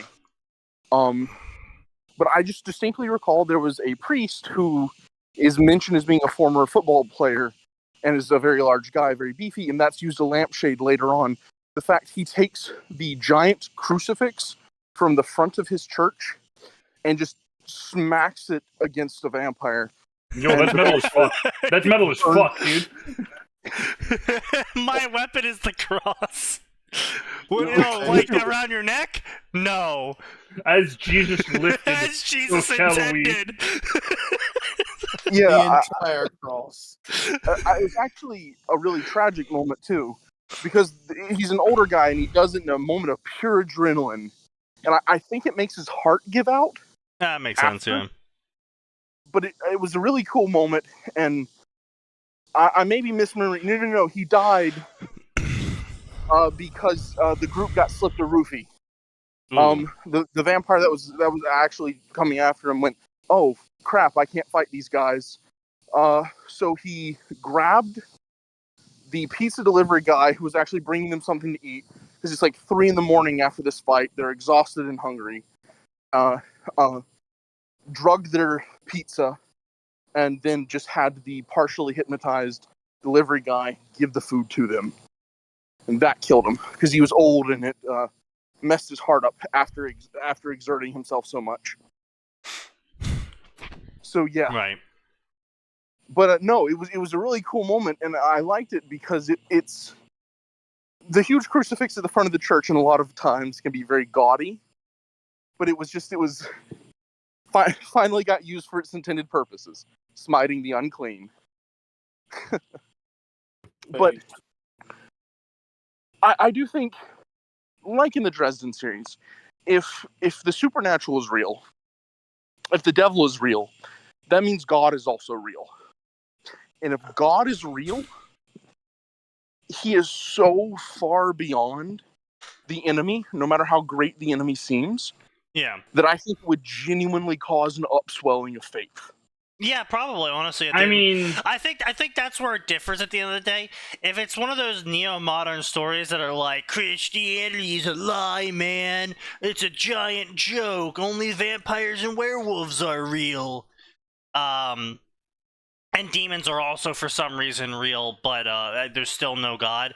I can definitely see a lot of cultish behavior happening, in where people convert to worshiping or just following in general, the local werewolf or local vampire or whatever for some minor power up, in terms of not even like supernatural power up, but just like a financial power up, social power up, because they wield more literal power. The vampire is 1,000 years old and he's got more money than God. Right. But if God do be real in the series, I can definitely also see, the cults would still pop up, because obviously you have plenty of people who are aiming for short-term gains. I can also see an actual upswelling of faith, because, it's one thing for the priest to say stuff, and it's another thing for the priest to say stuff, and then the vampire explodes in holy flame. It does. Right, well, yeah, right. It's the D&D argument, right? Atheism in D&D and Pathfinder is not the atheism you and I know, because you cannot deny the existence of Pharasma, because the cleric of Pharasma says undead sit down and undead sit down. Right. Actually, that's hilarious. There is one dude. There's a god of atheism, and his whole shtick is he hates God so much. He ended up ascending as like a minor deity, trying to disprove the existence of deities. It's actually pretty funny. That's the kind of thing that's hilarious, right? But you can't deny the existence of a godlike being in Pathfinder, because someone can say, I need my sucking chest wound healed. You can fucking trip over deities in Pathfinder. Fedora firmly on. There is the argument to be made that there is a significant distinction between, it's not called the one above all, but I can't remember what they actually call it in D&D/Pathfinder. Oh. The prime mover, the creator god, and the lesser divinities you interact with. Primus? What was that? Primus? Possibly. I know there's like a specific term that's setting non-denominational or whatever, but I can't recall it. Yeah. Because all of the lesser gods are just that. They are tapping into not quite the source code of reality to derive their powers. They are not I am that I am. They are not self-contained affirmations of power and existence. So there is a, from the perspective of someone who is not in universe, strong argument to be made that a god is no different than the least powerful wizard. It is merely scale and scope. Yeah, that's fair. Yeah. I mean, that is Tanya's argument as well. Right, and to be clear, you are correct about, however, for all intents and functional definitional purposes, the beings in Pathfinder are deity, right? Because I think one of the important things. No, right? Because here's the thing: the important thing that sets those things apart, and even the thing that I think that does actually make Tanya wrong. The beings in Pathfinder very explicitly gain power from worship, right? The act of being worshipped provides them power. No. Tanya's argument about godhood is that a god doesn't need to tell someone they're a god. If they are a god, you just know. Which, fair. Like a god wouldn't come down and argue with you about it. He just do god things. Beneath them. Yeah. You being here means you're not a god. Basically. Also, Tanya doesn't deny the existence of conceptual gods, so like the lesser gods, as you would term them, of this is the god of the sunset, this is the god of lightning. But she does dispute their ability to be gods, saying that they are effectively just level 20 wizards. If Athena came down and said, I am a god, I'm not going to disagree. Oh yeah, I'm not going to sit there and be like, no you ain't, I will in my head, but I'm not gonna verbalize that out loud because 110%. And then she starts reading your Right. mind. Here's the thing, right? I think one of the best examples of that is, believe it is going to come from Baldur's Gate 3, right? You are talking to Vlaakith, the Lich Queen deity right. of the whatever they are. the Githyanki. Yeah, the Githyanki. Yeah. And she tells you to go do a thing, and one of your lines is, right, you can sass her, and she basically says, knock it off or I'll kill you. And one of your lines is, if you were a god, you wouldn't have to threaten me. You would just kill me. And then she literally she literally uses wish to wish you dead. Yep. Thus proving your point. No, it actually does prove that character's point there because the god had to the supposed god had to cast wish, which wish invokes Mithra. Yeah, I was gonna say I'm not certain the exact wording of it. I feel like if you had Gale with you, either she's casting power word kill or wishing you dead. I don't recall it, right? But It's either way, wish. She's in if I remember correctly, she's in a different plane of existence, and Yes. I don't think power words actually travel between planes. But No. wish is just going to Mithra and saying, "Hey, please do this." It'd be really funny if you had Gale in your party and that just didn't work. You were just like, Lamau, no. Wouldn't even be the first time it happened either. No, I think that's the problem with D&D gods is they can be physical gods, they can be spiritual gods, but the Primus, the actual one above all, is so disconnected and does nothing in setting. Yeah. That it's a bit of a moot point, and so. I mean, that's again, kind of the same. That's kind of a lot. That's the same for a lot of settings that capital G God is in. Like going back to World of Darkness, he doesn't fucking do anything until until an ending, at which point he just goes no. He does that in several different ways, and I absolutely find it hilarious. Like I know he does that in some of the vampire endings. But, yeah. Anyway. He does it. Never. Sorry, continue. Yes, I am an English major. Yeah, I could tell. I also obtained. By the way, they're unemployed. Of course. There's a difference. I was gonna say you said English major. Name a pairing no more complete: English major and unemployment. You just said unemployed twice. I obtained a teaching certificate after a year-long graduate program. Didn't need an English major to do that, actually. I'm not sure if I'll end up teaching, though. Wow, that's nice. Yeah, you know what? No, you know what? This is very in vain for this author. I'm an English major. I can't get a job in English. I got a teaching degree. I don't know what I'm going to do with my teaching degree. I don't think I'm going to teach. Okay. All right, buddy. Why wouldn't you just teach? Yeah, that. Yeah. You know what? That's It's a real. good that you're not I mean, teaching. they did go on to become an English major, so I mean, generally speaking, they are someone who doesn't believe in getting a job. Oof. I just want to write all day. I'm good at writing. I'll be an English major. So to be clear, sorry, I went back and I watched the cutscene. So, Vlaakith tells you to go in the prism and kill someone. And the line you can respond with is, "Can't you kill them yourself? I thought gods were all powerful." Vlaakith says, "I misheard. You would not speak ill of a god, would you?" Come on, give me the next line already. Yeah, do not test her. I spoke too hastily. Please forgive me. I just think a real god could kill whoever she wants. And so she kills you, proving your point. Tongue, you wish to see godhood. Okay. She specifically says, "I wish you to end." Yeah, she uses wish.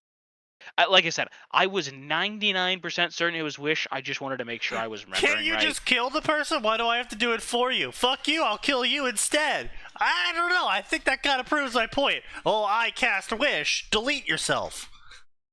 I mean, if you had Gale in your party, just say Mao Mithra. No, please. Except I don't think that works. I know. I know. You don't get that option. Yeah, I know. It's unfortunate. I wish that could be the case, but no. I mean, Even better, level 20 cleric, your patron goes, nah, don't do it. Yeah. I wish. I mean, wish stopped affecting you after level 12. Actually, you No! don't get What? level 20 in that game. brother, you can absolutely be killed by Wish at level 20. Yeah, it's just the backlash of Wish. So basically, the more you stray from a standardized spell, the more Wish takes out of you lore-wise. Oh, Well, it's I not just that. It's the more in and difficult you blocking make your. It's the more implausible you make your. Right. Right. Yeah. Here's the thing, right? There is no spell to grant you 2 billion pieces of gold, but you can wish for that and get 2 billion pieces of gold, no problem. Yeah. Like, Right. you can wish. You can wish for the death of a Trask. Doesn't mean it's going to happen.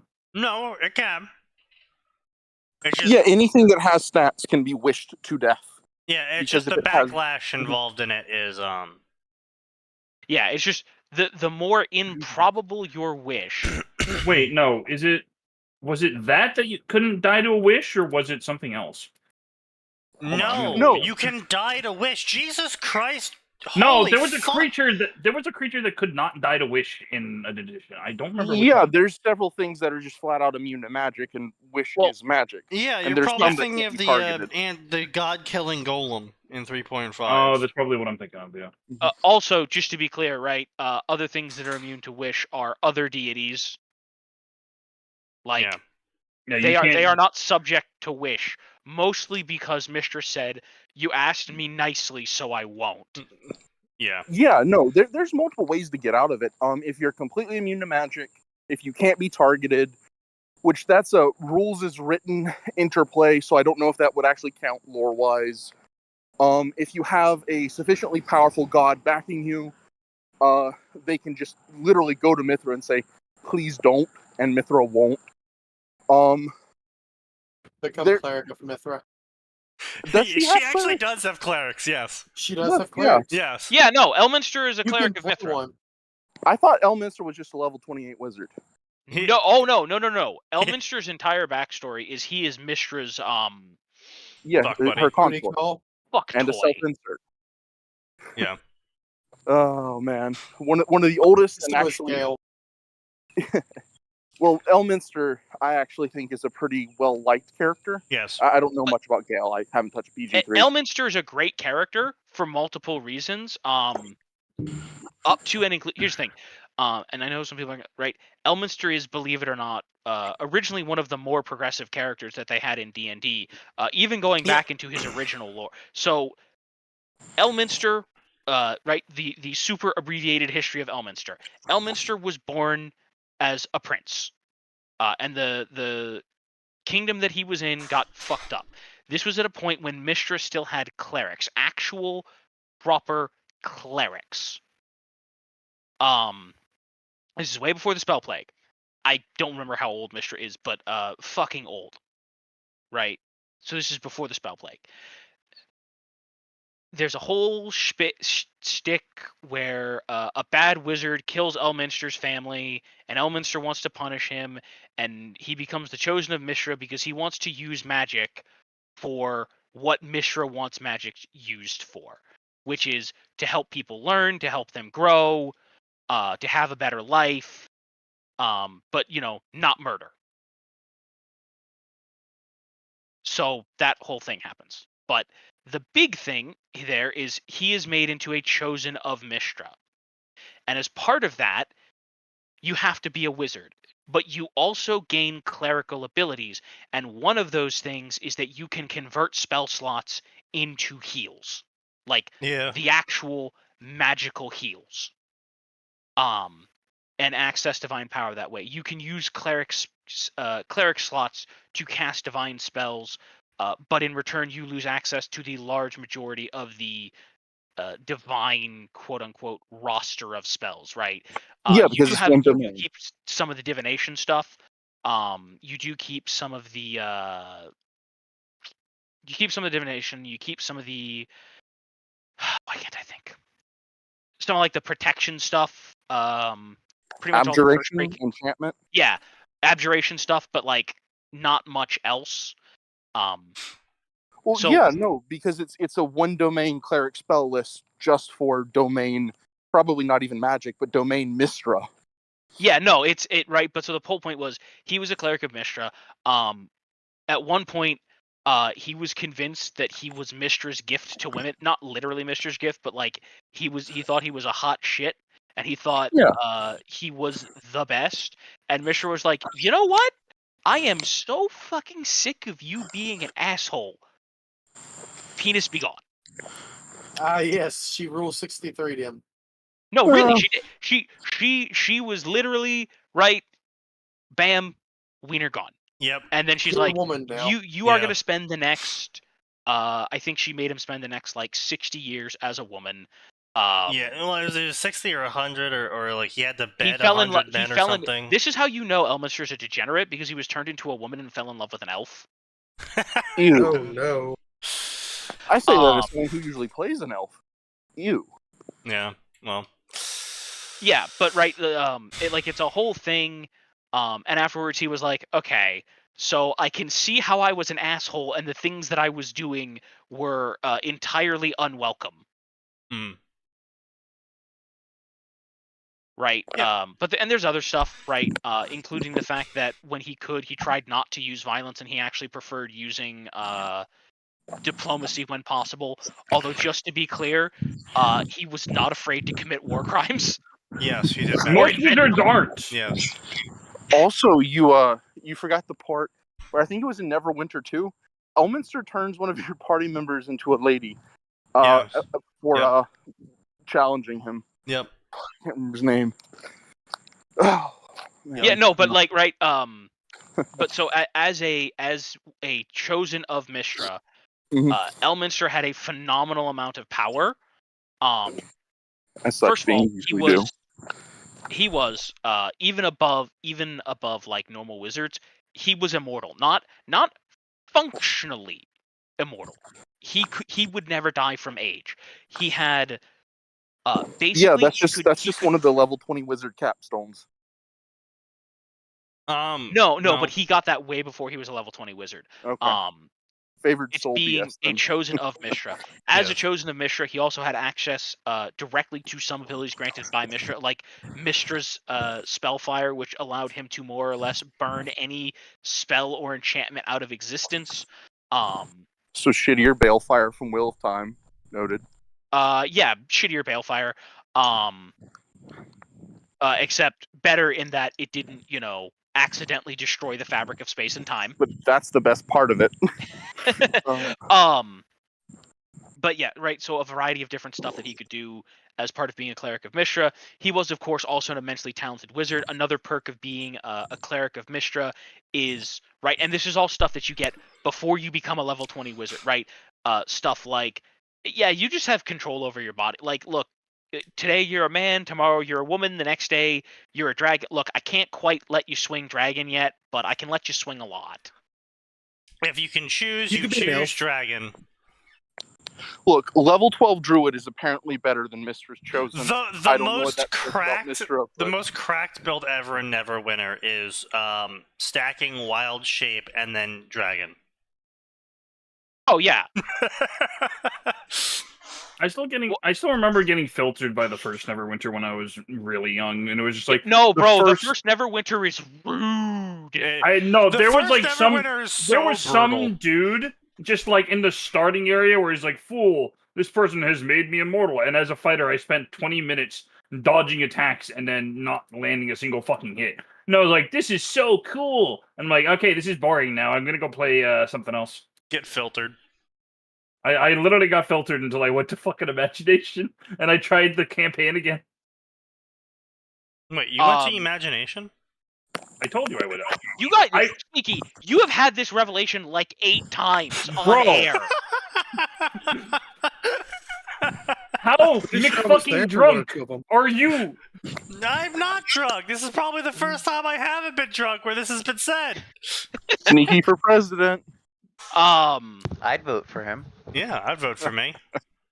I would vote. I don't know. I've seen the way that this man reacts for spite in Dota games. I'm pretty nervous about that. I want to see that go off. I want to see it happen. Let the world burn. But yeah, anyway, so sorry, real quick, back to the stuff. So, other stuff that Elminster got to do. Yeah, right? we don't really care, okay, then we're moving on. Yeah, he got a bunch of stuff because he was a wizard. TLDR. I don't care if I end up working at Walmart. Yes, you will when you start working at Walmart.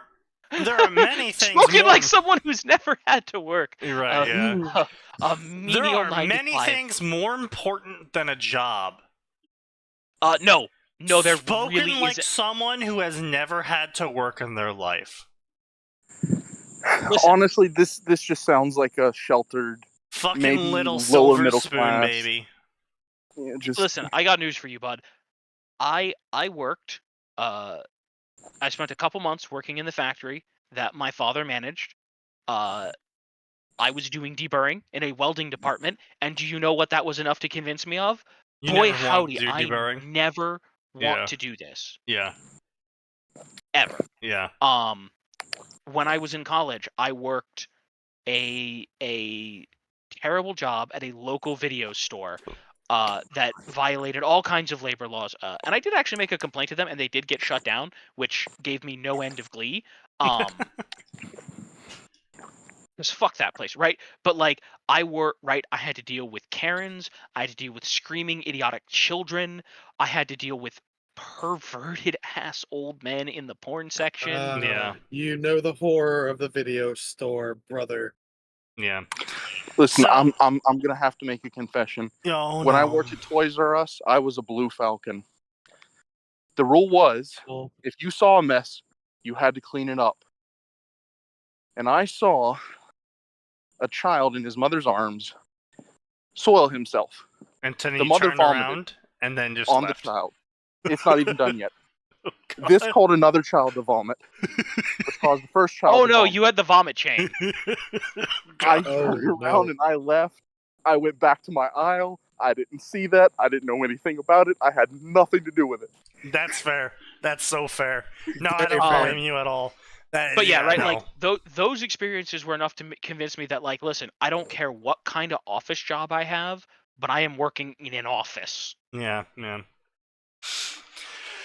I mean, I've done a lot of labor jobs, and unfortunately, it didn't convince me not to do labor jobs. It just reminded me that I can't do labor jobs anymore, as in I physically can't do labor jobs anymore. So I have to find an office job. See, yeah, I mean, that's kind of the situation I'm in. When I was 16, 17, 18, I loved working back of house at Toys R Us. I got to climb around in shelves all day. It was awesome. It was cool. Yeah. Those A days bit are dangerous in behind me. hindsight, but yeah. My knees just can't take all the jumping, and the back can't take all the straight vertical deadlifts Yeah. without a belt anymore. He can't be on his knees as much as when he was young anymore. Yes. You indeed. know it. There are many more important things than a job, and writing fan fiction is one of them. Oh, Are you God, getting you're serious. paid? Holy shit, he's serious. Listen. I'm a liberal, but we'll probably get along. I try to stay friends with everyone. Woo. See, He's one of thing those is, people. No, I don't even want to badmouth this guy because he's never experienced real life. Yeah. He's Yeah. never seen hardship. Oh, he's a furry. He wanna fuck dogs. He's confused about his spirituality. He got a bullshit degree and then a bullshit degree again. He's never Yeah, so had to he's your work a typical day in his life. I mean, I don't know. I kind of feel like this person, when reality finally catches up to them, they are either going to have a massive turnaround or they're going to go down the delusional rabbit hole. Yeah, I mean, He's this gonna is have a click someone. right now. Look, I know this person. Suburbs kid, wealthy-ish parents. Both of them have professional degrees. Maybe a stepdad, maybe his biological dad. Doesn't really matter. But this is a person who has had access to the internet Yeah, since a very young age. yeah, And 1,000 years ago, he would have probably actually done really well in society when he never had to question his purpose or path Yeah. once. Yeah. yeah. And it's just, he was from a young age, he was probably gifted, probably smart, said, hey, you can be anything. And then grew up without any guide rails, without any consequences, without any firmness in life. Yeah. And now they're adrift. And I hope they swim. I hope this person, you know, they find their island, they find their tribe. Sure, yeah. But it's finally, because of some rough seas. I am an Eagle Scout, and I'm very proud of this. It has turned me into the hard worker I try to be. It's like, okay, working hard. Look, Eagle Scouts are good. Yeah, I sure, like that. yeah. But working hard's great and all, but if you don't know what you're working to, then it's... Hard work with no goal is less useful than no work towards a goal. Listen, the hardest work I've ever done in my life was when I was like 13 or 14. I badmouthed my dad. He didn't hit me. He said, go dig. And I dug a hole for about 6 hours in the Georgia summer. It was the hardest work I've ever done in my life. It was completely useless. So what, did he... They had me move rocks from one side of the property to the other. Yeah. Just buckets of rocks. And then when I poured the rocks into a pile on the other side of the property, they said, all right, well, move them back now. It's like, okay, so fuck you. If you're doing hard work, you know, you want it to count for something. Hard work is hard. It's in the name. Yeah. And, listen, if this guy wants to write fan fiction, if that's what they want to do, if that's their path in life, that's what the good Lord Almighty put them on this earth to do. Then I hope they better write some damn good fan fiction. I'll be honest. Well, you say that, but listen. I can't believe that the God in heaven put anyone on this earth to write fan fiction because I believe in a merciful, loving God. Look, man, all fiction is either fan fiction or hate fiction. There's nothing new under the sun, brother. True. Yeah, I know. Most of my stories are sprawling, multi-part epics with a primary cast of characters. What? As opposed to a primary cast of wood-eating nymph. Yeah. There's drama, intrigue, and action in my stories, especially interspecies romance and sex. These will be hundreds of thousands of words long. He read some Greek myths and maybe like Beowulf in middle school and high school. Took the wrong. Yeah. Look, he read the story of Leda and the Swan, and that it was just so happened to coincide with puberty for him. Sexual awakening, yeah. Oh man. Here are my following stories. For Five Nights at Freddy's, it's a Mike times Foxy story. No. For Dead Space, it's Curtis times Stalker Noel. Curtis is an OC of his. I have a Dungeons and Dragons story that is a human times Ultraloth. Die, what? Perish, suffer eternally. Marvel, human times Scream symbiote. So the juvenile, literally psychotic, underage alien monster that was brutally, surgically ripped apart from its siblings. Yeah. Okay. At least it's not the animatronic robot possessed by the corpse of a literal child. Or not the I'm corpse. sure that's in there Wait, somewhere. what the fuck was the... What was that, pup? Wow. Wow, that is so fitting. That is so fitting. What's up? I searched what the fuck he is having a sexual relationship with next, and it comes up with a fucking Bungie logo and a pride flag. Oh, man. Oh, no. Look, this is what happens when DeviantArt is allowed to exist. Yeah, well, it gets better. Halo is going to have a human times jackal relationship, female jackal to be specific. I guess that's going to be a long-distance relationship. Jackal, the alien species. Yeah, no. Oh boy, I got a couple things he to say even about has that. art for this on DeviantArt. No. Jackals are the species of sadistic, literal man-eaters that would release human children to run down and eat alive. Do not listen to Whisper. Yes. Yeah. Whoa, wait. Also- Dylan Goo tried to buy Ruby? Wow, that would have been so good. Also, How much do you want to pay for Ruby? That would have been something. If Yeah, I That we know. had a certainly would have been source on something. that. I gotta just point something out real quick here. The problem with a human jackal relationship are many and manifest, but the most important one, jackals don't believe in equality between the sexes Yeah. No, they at don't. all. No. Yeah, aren't they are- like hyper matriarchal and they'll? Oh yeah, no, they are males. hyper matriarchal. Yeah. A good Like- example would be hyenas, I guess. No. Well, no, hyenas are actually relatively equal. They just happen to be matriarchal. If I remember correctly, the jackal females are not only larger, they like literally full-blown 1984 dystopian hellscape for the male jackals. No, it's not quite that. They're not. It's not like they're significantly larger than the jackals. It's just that their society is highly matriarchal. The women have all the power. Women are the ship captains. So they're drow. Yeah. No, the men. It's not quite drow. Like the men do have some rights. Like it's not like drow bad. That's not a high bar to clear, my friend. I know it's not a high bar to clear. I'm just saying it's not drow bad. It ain't great either, but it's not drow bad, brother. Okay, I don't remember too much of Halo. I haven't played that since like Halo Reach. Oh, none of this is in the games. To be clear, none of that's in the games. Gotcha. No, I remember that there was really cool Halo lore back in the day. I've got some of the books in my room still. I would say it's in the books. Gotcha. I've got like Ghosts of Onyx and stuff. A lot of the Spartan-centric stuff. No, I'd have to say, look, these are all things that could be done. These are all things that probably have been done, but that doesn't mean these are things you should be doing. And it gets better. A human times Turian. Female, of course. Okay. So all of these Gare stories... I mean, that's fine. So all of these stories are going to be not particularly considering the fact that the Turians, they have barbed penal instruments. I do not want to be involved in the discussions of that. Yeah,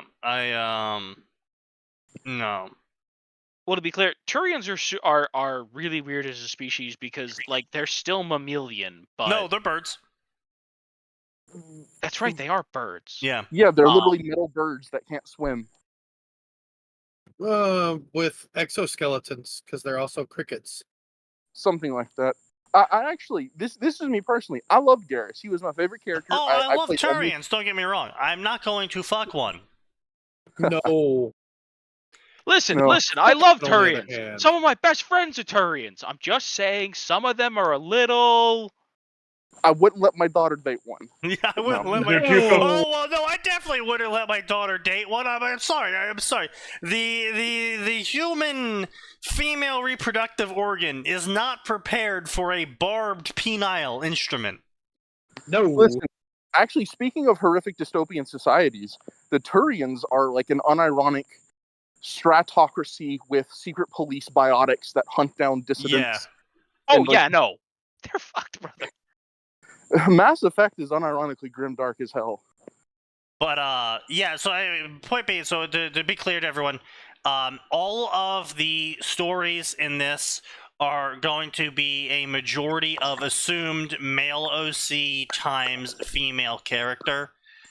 So when it's like human Turian, it's going to be male human, female Turian, you know. So Destiny is human times Fallen. I don't even know what the Fallen are, so... The Fallen are humans from another reality. Huh. Yeah. I thought they Well, were just humans demons- exposed No. to, like space No. magic. The Fallen are not... no, Sneaky, Oh, wait, you're no, the thinking of Elixir. you're thinking of the Awoken. Oh, my bad. Yeah, my bad. Yeah, that's it. I'm thinking. You're thinking of- the Sneaky, Fallen you're are the think- not jackals. Yeah, Yeah. the Fallen are the not jackals. You're thinking of the not Chiss. Yeah, my bad. Yeah, the Fallen are the demons. SCP. Human times SCPs. No. No. Cease and desist. No. See, that's No. actually canon, and it always goes badly for the humans. It always goes Yeah. horribly for the humans. Actually, Gears of the War. SCPs Human times Locust. I think the Locust religion is very interesting. That's actually semi-canon. The Locust lady, I can't remember her name. She harvested human genetic materials not through I know. snoo, but Yeah. from like ripping people's adrenal glands out or something. Yeah, she harvested their adrenochrome. Yeah, basically. Yeah, And, I remember that. They were like, "Wow, how did they get so much better, so much bigger?" They stole our adrenaline. What? That's Oh. actually horrifying. You know, to be fair, human adrenaline's a hell of a drug, and it cuts like 15 years off our lifespan. but we wouldn't be the That same with without it. testosterone. Testosterone No, cuts like even more off our lifespan, like around 20 years. Yeah, have you seen what guys do when we get bored? Yeah. I'm remembering that fireworks display where a dude just mounted like 20 pounds of fireworks to the bottom of a helicopter. Yeah. Well, no, That was it's not very- just that. It's like literally testosterone exposure to the human organs causes about 5 to 15 years of a lifespan decrease. Just exposure. I didn't know that. Yeah, no. Testosterone, again, testosterone's a hell of a fucking drug. It makes our bones way denser. It makes our muscles way denser. It is crazy. Makes us. Do you so want to be a focused, man? Take testosterone. Buy anchor arms. Yeah. Oh, man. Really. So Elder Scrolls, he's writing a Lokir times Khajiit Dovahkiin fanfic. Lokir, like Lokir Fellheart, the Daedra? I have no idea. No. Lokir Fellheart's from freaking Warhammer Fantasy. Yeah, it's I'm from sorry. Warhammer, dude. Yeah, no. I think Sorry, no. my brain- Lokir, I think, is from Skyrim. Sorry, my brain just crossed wires there hard. In many such cases. So Pokemon, we have human times a bunch of Pokemon. Actually, Sneaky. Yeah. I have a cursed favor. Figure out what kind of Khajiit he is. Oh god, no. No. There is one No. humanoid Cease Khajiit and that's desist. actually close to human. Close to a cat. You know girl, in what? fact. I would actually it's a house fucking cat. laugh my ass off. Lokir's the thief who gets shot. What? Oh, in the Does that narrow it down? Yes, it does. No. It's in the opening. They, It's one of right, the three literally guys. in the opening cinematic. He's the guy who dies to the arrows. Yeah. Oh, He runs that away and gets guy. shot in the back. Archers. Really? Whack. That's okay. Yeah, you know what? Yeah, but point being, I would actually laugh my ass off and would absolutely read a Skyrim fanfic involving a cat Khajiit, like a literal fucking house cat Khajiit, who is the Dragonborn. It's like this fucking house cat running around for some time. That would actually be funny. Lydia has to get a baby carrier for it. Just using shout. I am sworn to carry my burden. I am sworn to carry my master.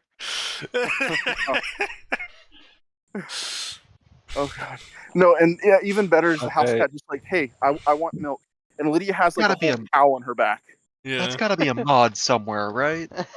Oh, it is. There's boy. mods out there for that. Oh god. There's mods out there for everything. Do you guys Especially remember the Skyrim. glitch that could Yes. actually make Lydia carry a whole giant corpse on her back? Yes. Yes. Just that, but he has an actual living cow on Lydia's back. Oh my god. Holy shit. Okay, so we're gonna get into some really weird shit now. Oh, no. You sound Like we weren't exhausted. already there. Yeah, you think so. You'd really fucking think so, wouldn't you? So Evolve, human times Wraith. Oh isn't the no! Wraith the It took large me a bit building to realize size what you meant by evolve. Yeah, so here is the Wraith. Let me Isn't go the get the Wraith Wraith for the- you. Yep. Here, Isn't the Wraith the big tentacle one? here's Yes. the Wraith. I say big. Uh, They're all pretty large. Yeah, the Wraith is approximately the size. So End Evolution Wraith is about the size of a 2-story building. Listen, the guy aims high. That's all I can say. I'm gonna. He deserves to be shamed and stoned. Yes.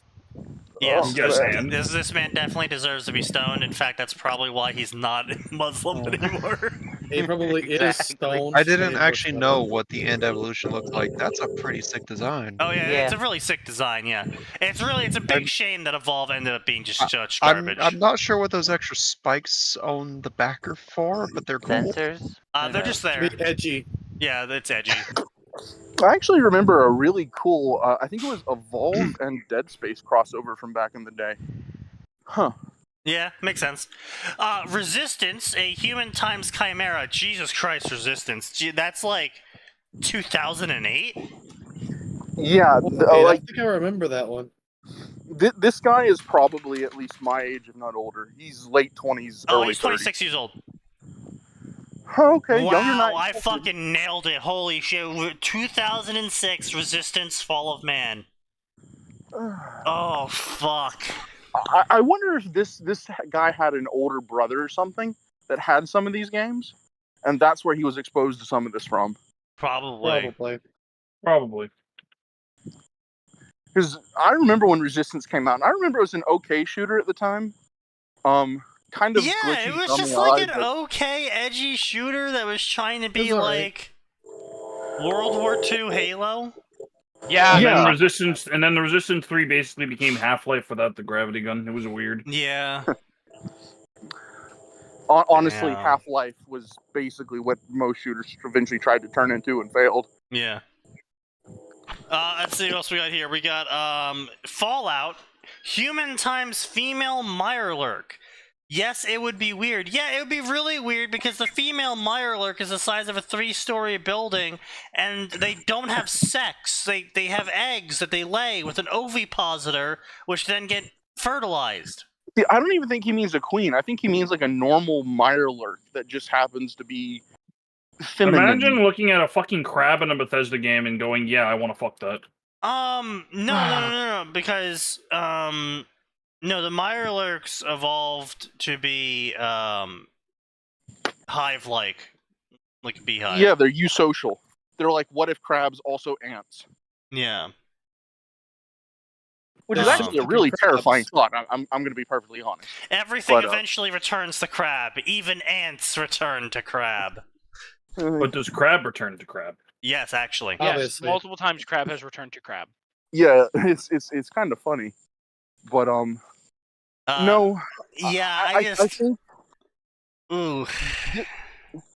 this guy is probably he's Fiend without Fiend's sense of humor, I imagine. Yeah, basically.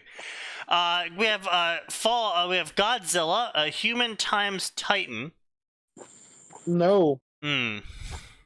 So yeah, he's just a monster effort. Yeah, he's just a pure and monster simple. fucker. Yeah.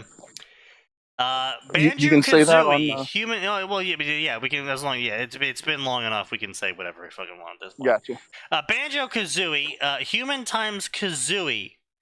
I can like children franchises. I just have a more mature take for it. Listen, No. man. That's nice. No. Faithful. No. This actually No. reminds me. Flash Gets basically did an episode about this. They got copyright right struck actually. By But no. Banjo-Kazooie? No, about Bluey. No, this was Really Bluey popular or children's something. cartoon. Oh, yeah. And how furries basically constantly sexualize the characters in it. Oh, And I it's really remember the inappropriate. Bluey one. Yeah, that was Shit. actually funny as fucking hell. Yeah, that was actually funny. Yeah, that was good. Yeah, no. So I think there's a line, and the line is good taste. And Yeah. this guy has gone past it. But F-Zero, human times aliens or robots, I'm not sure yet. No. so this dude is just literally writing what he wants to beat off to. Oh, yes, absolutely. Which, I mean, I can respect to an extent, but still, stone him to death with hammers. Do it on questionable questing, at least. Lord of the Rings, I want to write a human times dragon story. Well, the dragons were all Holy Bingo. evil. No, that is also canon to Lord of the Rings, by the way. A dragon literally hypnotized a young woman, mind broke her, convinced her to lead her father and brothers to their death, did very bad things to her, and then ate her when it was done. Yeah. Just to be clear, dragons in Lord of the Rings do not have the ability to assume a human form. Yeah. Some of them are actually very small, though. Especially the Again, look, it's the whole fucking monster fucker aspect. I really I'm not very pro interspecies intermingling. Specifically not because of whatever fucking reason you're conjuring up, but specifically because the genital mismatch that occurs when you try to fuck, snake. Dragons were actually lizards that Morgoth twisted and mutated. It's literally like trying to boink a very large gecko. Yeah, That's also evil, by the way. Yeah, it's also evil, and it'll probably crush you and eat you because lol. Yeah. Well, it's been infused with a fraction of the soul of Super Satan.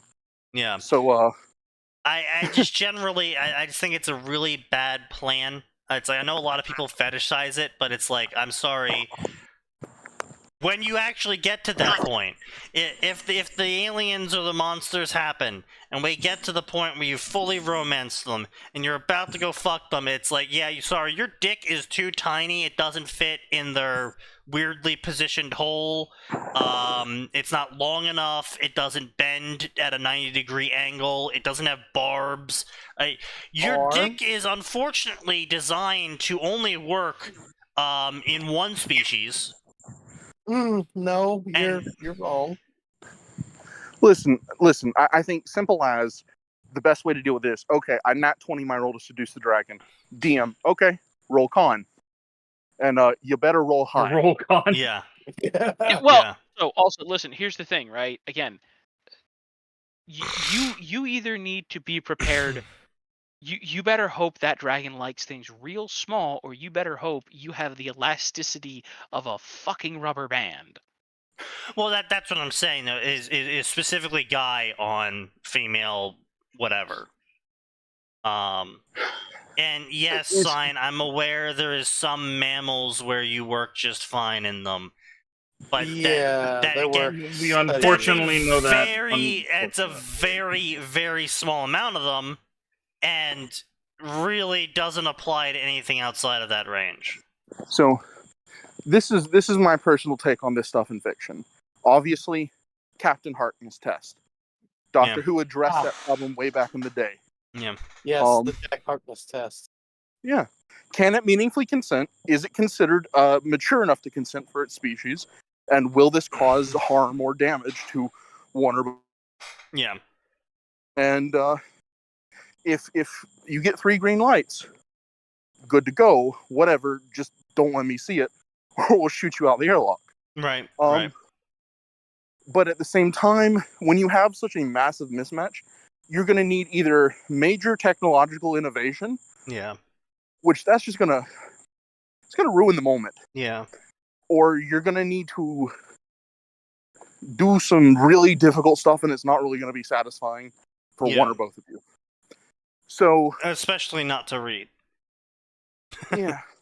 This is why most sci-fi or soft sci-fi when it comes to the aliens, like say Mass Effect or Star Wars, the aliens are basically female humans in blue paint. Yeah. Yeah. Has-Been Hotel, Human Times Demon. Okay. Oh yeah, that show that shows hell being full of people who are of the pride persuasion, but no actual criminals. Yeah, it's a very interesting show. Hell is full of everyone but racists, sexists, Nazis. It's strange. That's very interesting.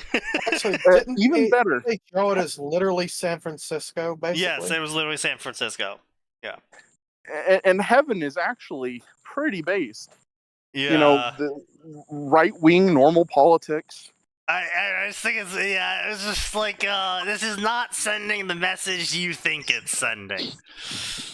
It's, when you make Super Satan, or no, literally just Satan, the dude who is interested in ruining other guys' marriages for shits and giggles, then give the guy whose marriages were repeatedly ruined by literally Satan the only character arc in the series, and have him sacrifice himself for someone he cares about.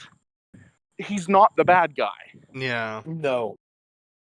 Like, I don't know if you guys watched it or not. I did not. No. I watched a couple of videos deconstructing all of it, but no, I did not actually watch it myself. So Adam, the first man, is explicitly taunted by Lucifer. Hey, I banged both your wives. Rubs it in his face repeatedly. Adam is the literal champion of mankind, the defender of all of humanity, and he's very arrogant and he's very show-off. but the single second one of his subordinates, whom he genuinely cares about, is threatened, he drops his ego, he drops all pretensions, and the only concern he has is protecting his subordinates. Like, That's pretty based. I'll say this. I've said this before, and I'll say this again. The show is basically just Tumblr edginess. The show. Yeah, but the point being is that we're trying to make here, Ricky, is that they are not sending the message that they think they're sending. They're in their quest to be diverse and inclusive. They made hell filled with all of the people that they like. and the problem with it is, though, is their designated bad guy is the only character who suffers consequences, the only character who grows, actually dies for real, and everyone from hell that died either went to heaven or was a side character or comes back. Yeah. And it's a case where you have a message, you're pushing that message so hard, you don't realize you have undercut your own message. It's bad storytelling. Yeah, It's they hilarious. massively undercut their own message. It is, yeah, it's really fucking funny at the end of the day, because it is just so bad. Oh, also, the one demon, Sir Pinchus, who actually does, I think, die on screen meaningfully, Yeah. instantly gets sent to heaven and is redeemed for a single act of self-sacrifice that accomplishes nothing. He feels no pain, suffers no humiliation, goes through no tribulation. It is a single act of not even contrition or redemption. It is just, I'm going to try and take out the enemy bad guy. It's not even, I'm going to take a hit for you. It's just, I'm going to try to fight for you. And apparently that's enough to get into heaven. Yeah. So if that's how you get into heaven, then the bar is so absolutely low that everyone that's in hell right now managed to not even make it. Yeah. Yeah. Woo. Yeah. Again, it's as you said, it's when you start trying to push a message so hard, you lose grasp on the display. And it's just it's very dumb, and it's very dumb in a lot of ways. The whole thing about, angels can only be killed with angel weapons. Well, that's solved literally in one scene change and 45 seconds, where the whole group is just given infinite angel weapons. And then, you have to ask the question, well, if this was literally just lying around in someone's back pocket, because it was, why has no one ever tried to do anything before? Well, they just haven't. Why are all the overlords of hell these emotionally incontinent, weak, soft people? Only one of them's actually evil. Everyone else is just safe, edgy. Oh my god, there's so much safe edgy. There's so much swearing. There's so much just... there was literally a moment... this actually is what pissed me off as I was watching the deconstruction. There was literally a moment, I believe, where the flamboyantly gay character, the spider dude who liked to suck lots of dick. Angel Dust. Yeah, Angel Dust. He has this whole moment. He has a whole, actual character Okay, I moment. just gotta ask. They do know that that's a slang term for drugs, right? Yes, because he also he's does also a copious drug levels of drugs. He was a drug addict as well. Yeah, he's a drug addict who sucked dick for more drugs, and then he died because he overdosed on drugs, and then he went to hell and sucked dick for hell drugs. Do we actually know that was his past life? Because Yeah. as far as I know, they've never actually made Yeah, clear on that shit. they did. Oh, okay. So, basically, they had this whole character moment with him where he's getting abused by his pimp, and he gets talked to, and, he really considers his life choices up until this point about how he's always been pursuing these drugs, and how it's really fucked over his life, and it's made him make choices that he's not happy with, and he's really considering he's considering changing, he's considering trying to move on. And then immediately they do the thing that pissed me off beyond all belief, that I want to beat everyone to death for, is they had this whole moment where one of the characters was like, no, you shouldn't change. You should just keep doing what you enjoy if you enjoy it. And then he's like, yeah, you're right. I'm going to go back to being a whore and sucking dick for drugs. It's crab in a bucket mentality. It is 110%. I am screwed up. I want you to stay screwed up. I never want to see you get better. Yeah. And I know there's a lot of, occult symbolism and literally about hell, but that to me is genuinely satanic. Oh, I hate that shit so much. I loathe that shit. I've had that happen. The reason why I hate it so much is because I've actually had it happen to me IRL when I was trying to help someone through a hard time, and then people ran in and were like, no, don't listen to him. It's your life. They're just showing you their love in the only way they can. You shouldn't, try and break away from them. Because they were being abused. Actual literal abuse. Being beaten and shit. And total abuse. It took me hours to convince this person to try and better their life. And they these people just swarmed in after they saw what I was doing. And just convince the person to stay with their abuser because he's just showing love in the only way he can. Yeah, and it's genuine crab in a bucket mentality. It's, I'm not better off. I don't want you better off. Simple as. I know that sounds really absolute, and I'm normally the guy that says, hey, maybe there's a shade of gray, but no shades of gray to that. But yeah, it's one of those problems where, right, you have these things that occur, and it's just, those are the kind of people that if you try to suggest that they better themselves, how dare you imply they need to better themselves? There's nothing wrong with them, and you're an asshole. And the worst thing is, it's not the person in crisis, it's people around them that feel slighted by you showing love for someone else. And my family has a big issue with addiction. I'm not going to get into my personal details, but I've seen it. And I've seen what addictions will do to people. It will eat you alive. It will kill the person you are and make you something less. Oh, yeah, absolutely. Yeah. And I absolutely cannot stand it.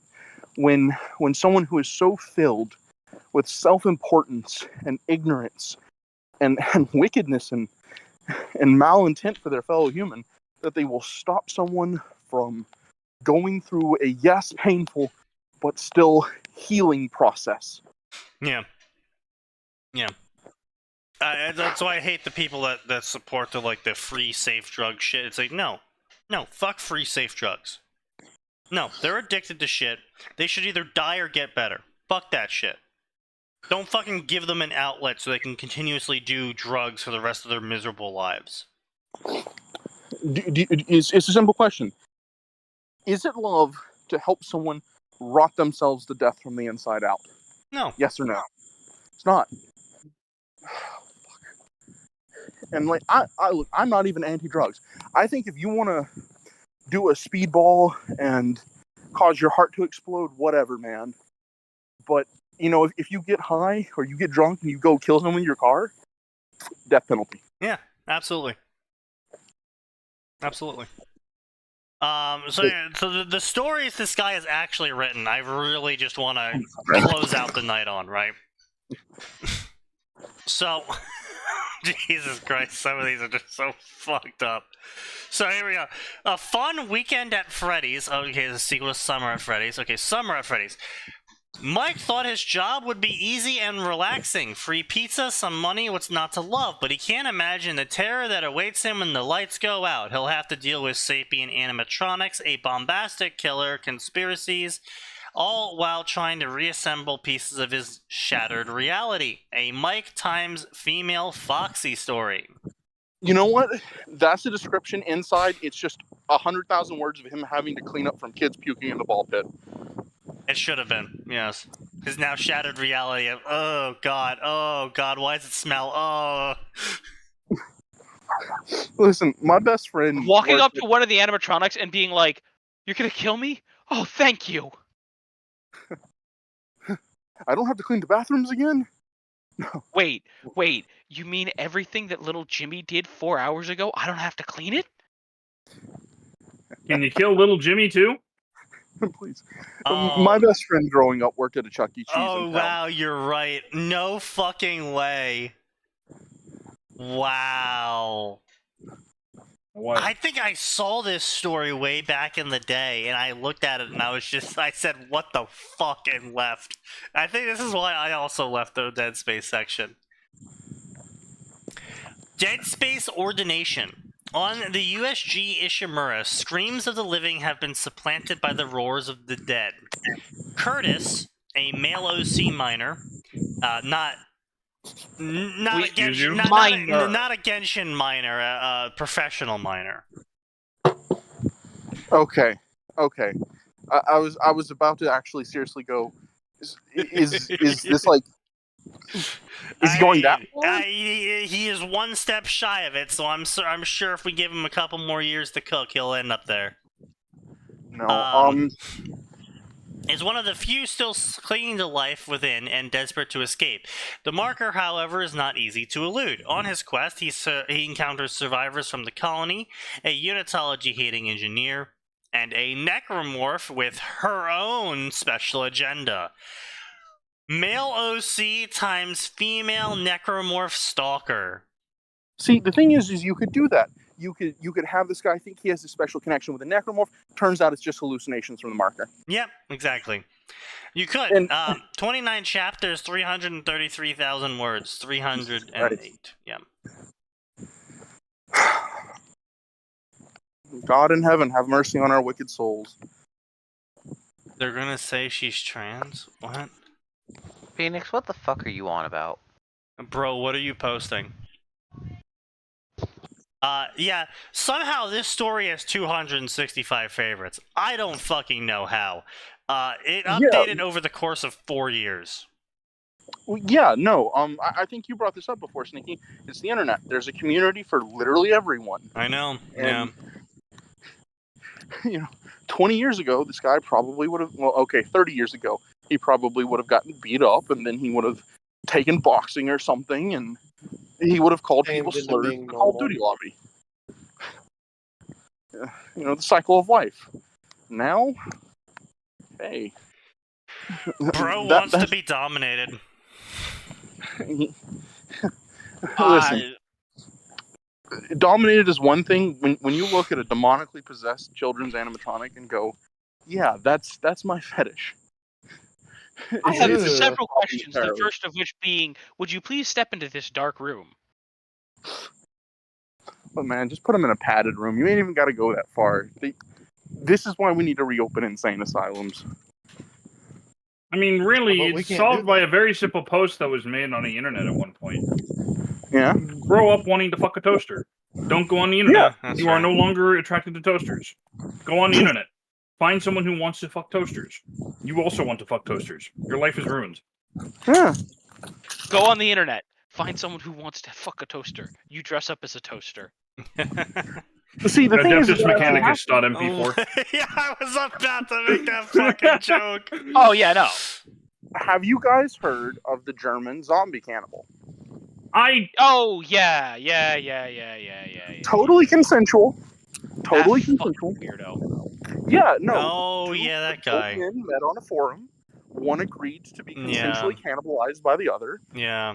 They proceeded to do weird things with drugs, and man was cannibalized. Yeah. That's the internet. Yeah. Anyway, so Dungeons and Dragons, some dude is taken as a slave by the Queen of Genna. He hates her and he tries to escape. However, eventually he learns to love her as his slave to a master.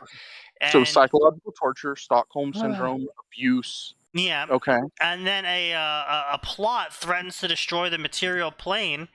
And now slave and master need to work together to make a difference. And in the end, does being a slave to someone really matter? Look, I know this lady. You know what this is?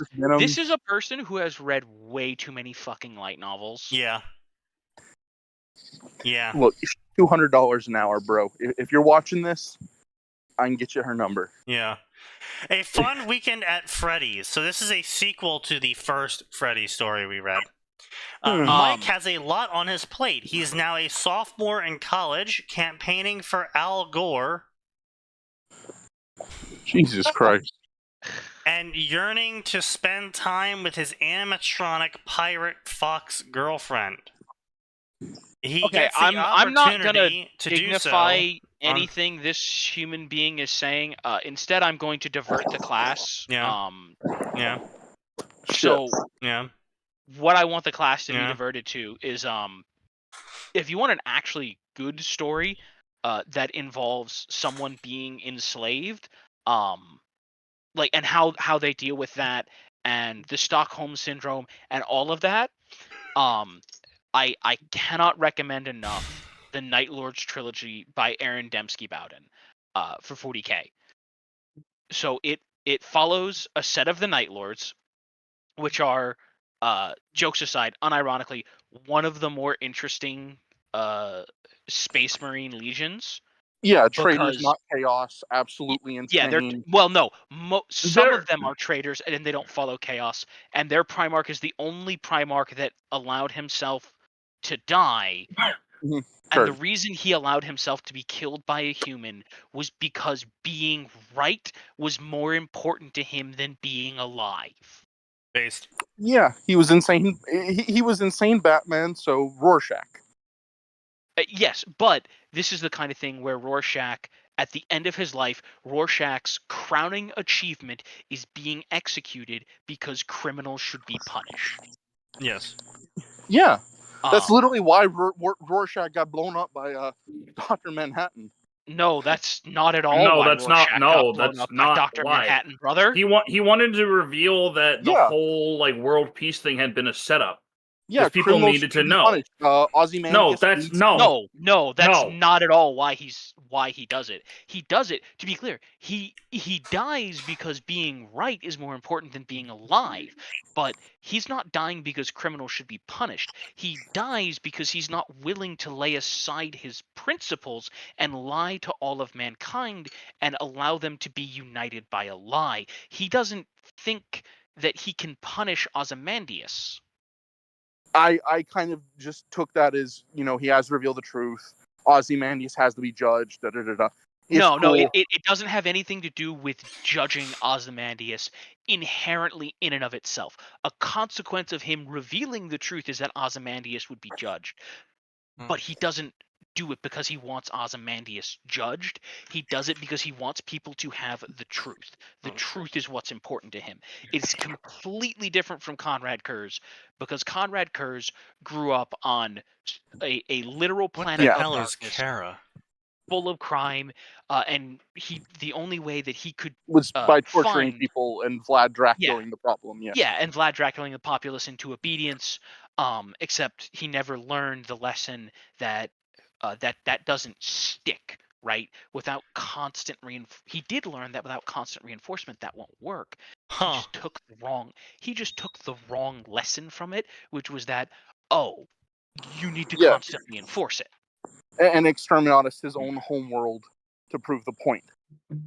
No, just because I got Rorschach wrong doesn't mean I don't remember Kurz. Oh, no. Sorry, that's also just more of a general, like, for everyone in the audience about Conrad Kurz. So in case you were wondering, it gets worse. Dead Space Aesthetic, sequel to the original Dead Space story. Curtis and Nicole are living on borrowed time because everyone is coming after them. Everything from Eldritch Moons to Earth Government.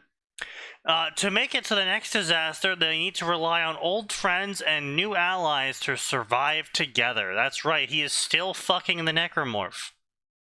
So you mean the contagious psychic bioweapon that infects everything around it by releasing spores, you have literally brought into a civilian area and now started another outbreak. Yes. I do want to say real quick, one thing I always did appreciate about Dead Space was they're like, the Earth Government doesn't actually matter. We don't need to come up with some fancy name for it. EarthGov. It's called EarthGov. No, let's be real here. Let's be real here.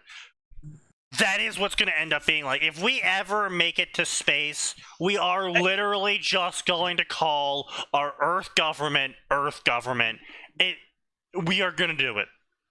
Okay, you are absolutely correct, but it doesn't change to me. Like, again, to me, it's just funny because like, Yes, yeah. like they didn't do it because, oh, clever narrative, this is how mankind will name itself. No, they were just like, you know what? It does not matter. Fuck it. Yeah, I mean, the Church of Unitology was more important than Earth Scout at Of every course. step of the story. So a winner at Freddy's, a sequel to Fun Time at Freddy's. Oh God. Briar is Okay. gone, and the consequences remain. And as the sole survivor tells them, it unleashed a terrible thing that everyone wants to desperately escape. Mike, Foxy, Okay. and friends aren't the best and brightest, but they're the only ones that can stop this mad AI's dangerous creation. Okay, that's all stupid. Now, I do want to say, alternate suggestion. Yeah. It's the most fucked up version of Weekend at Bernie's to ever exist. That would be funny. Dead Space Zealot, sequel to Dead Space Aesthetic. Titan Station has been overrun somehow by necromorphs. I told you, it's the necromorph chick is mind controlling him. It's all a hallucination.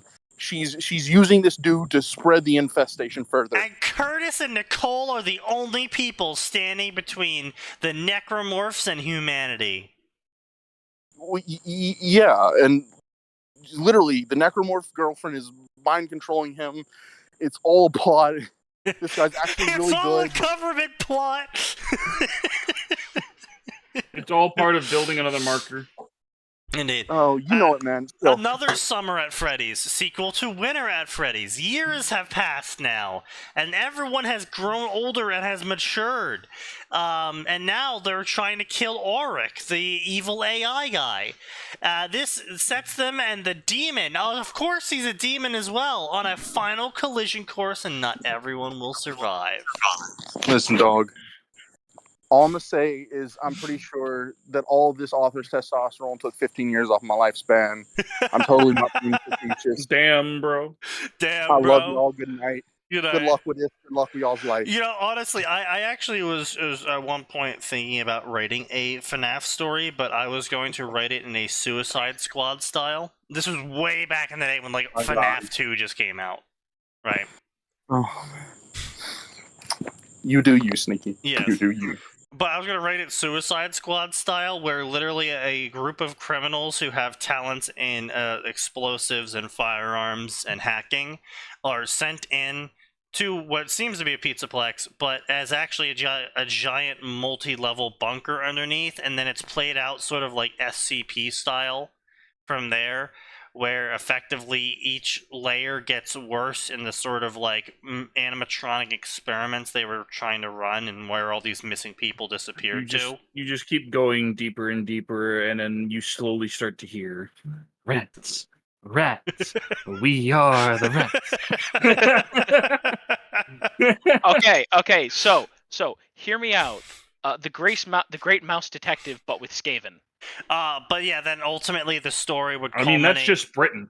in a final sacrifice by the team, in where now that they've learned everything about the site, they're like, yeah, we're not going to be handing any of this research over to the US government. We're going to be blowing up this site, and we're going to nuke everything here, and then they set off a bomb, and they kill everything and destroy everything to make sure that nothing ever gets out and the US government doesn't get their hands on the technology.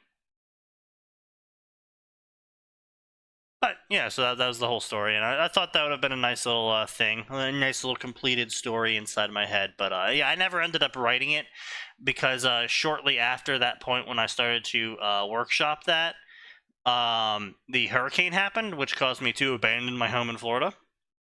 And after that happened, I was kind of just like not really in the mood to write that anymore. So I kind of got abandoned, yeah. But anyway, ladies and gentlemen, we'll see you on Tuesday, because there's always more, and it always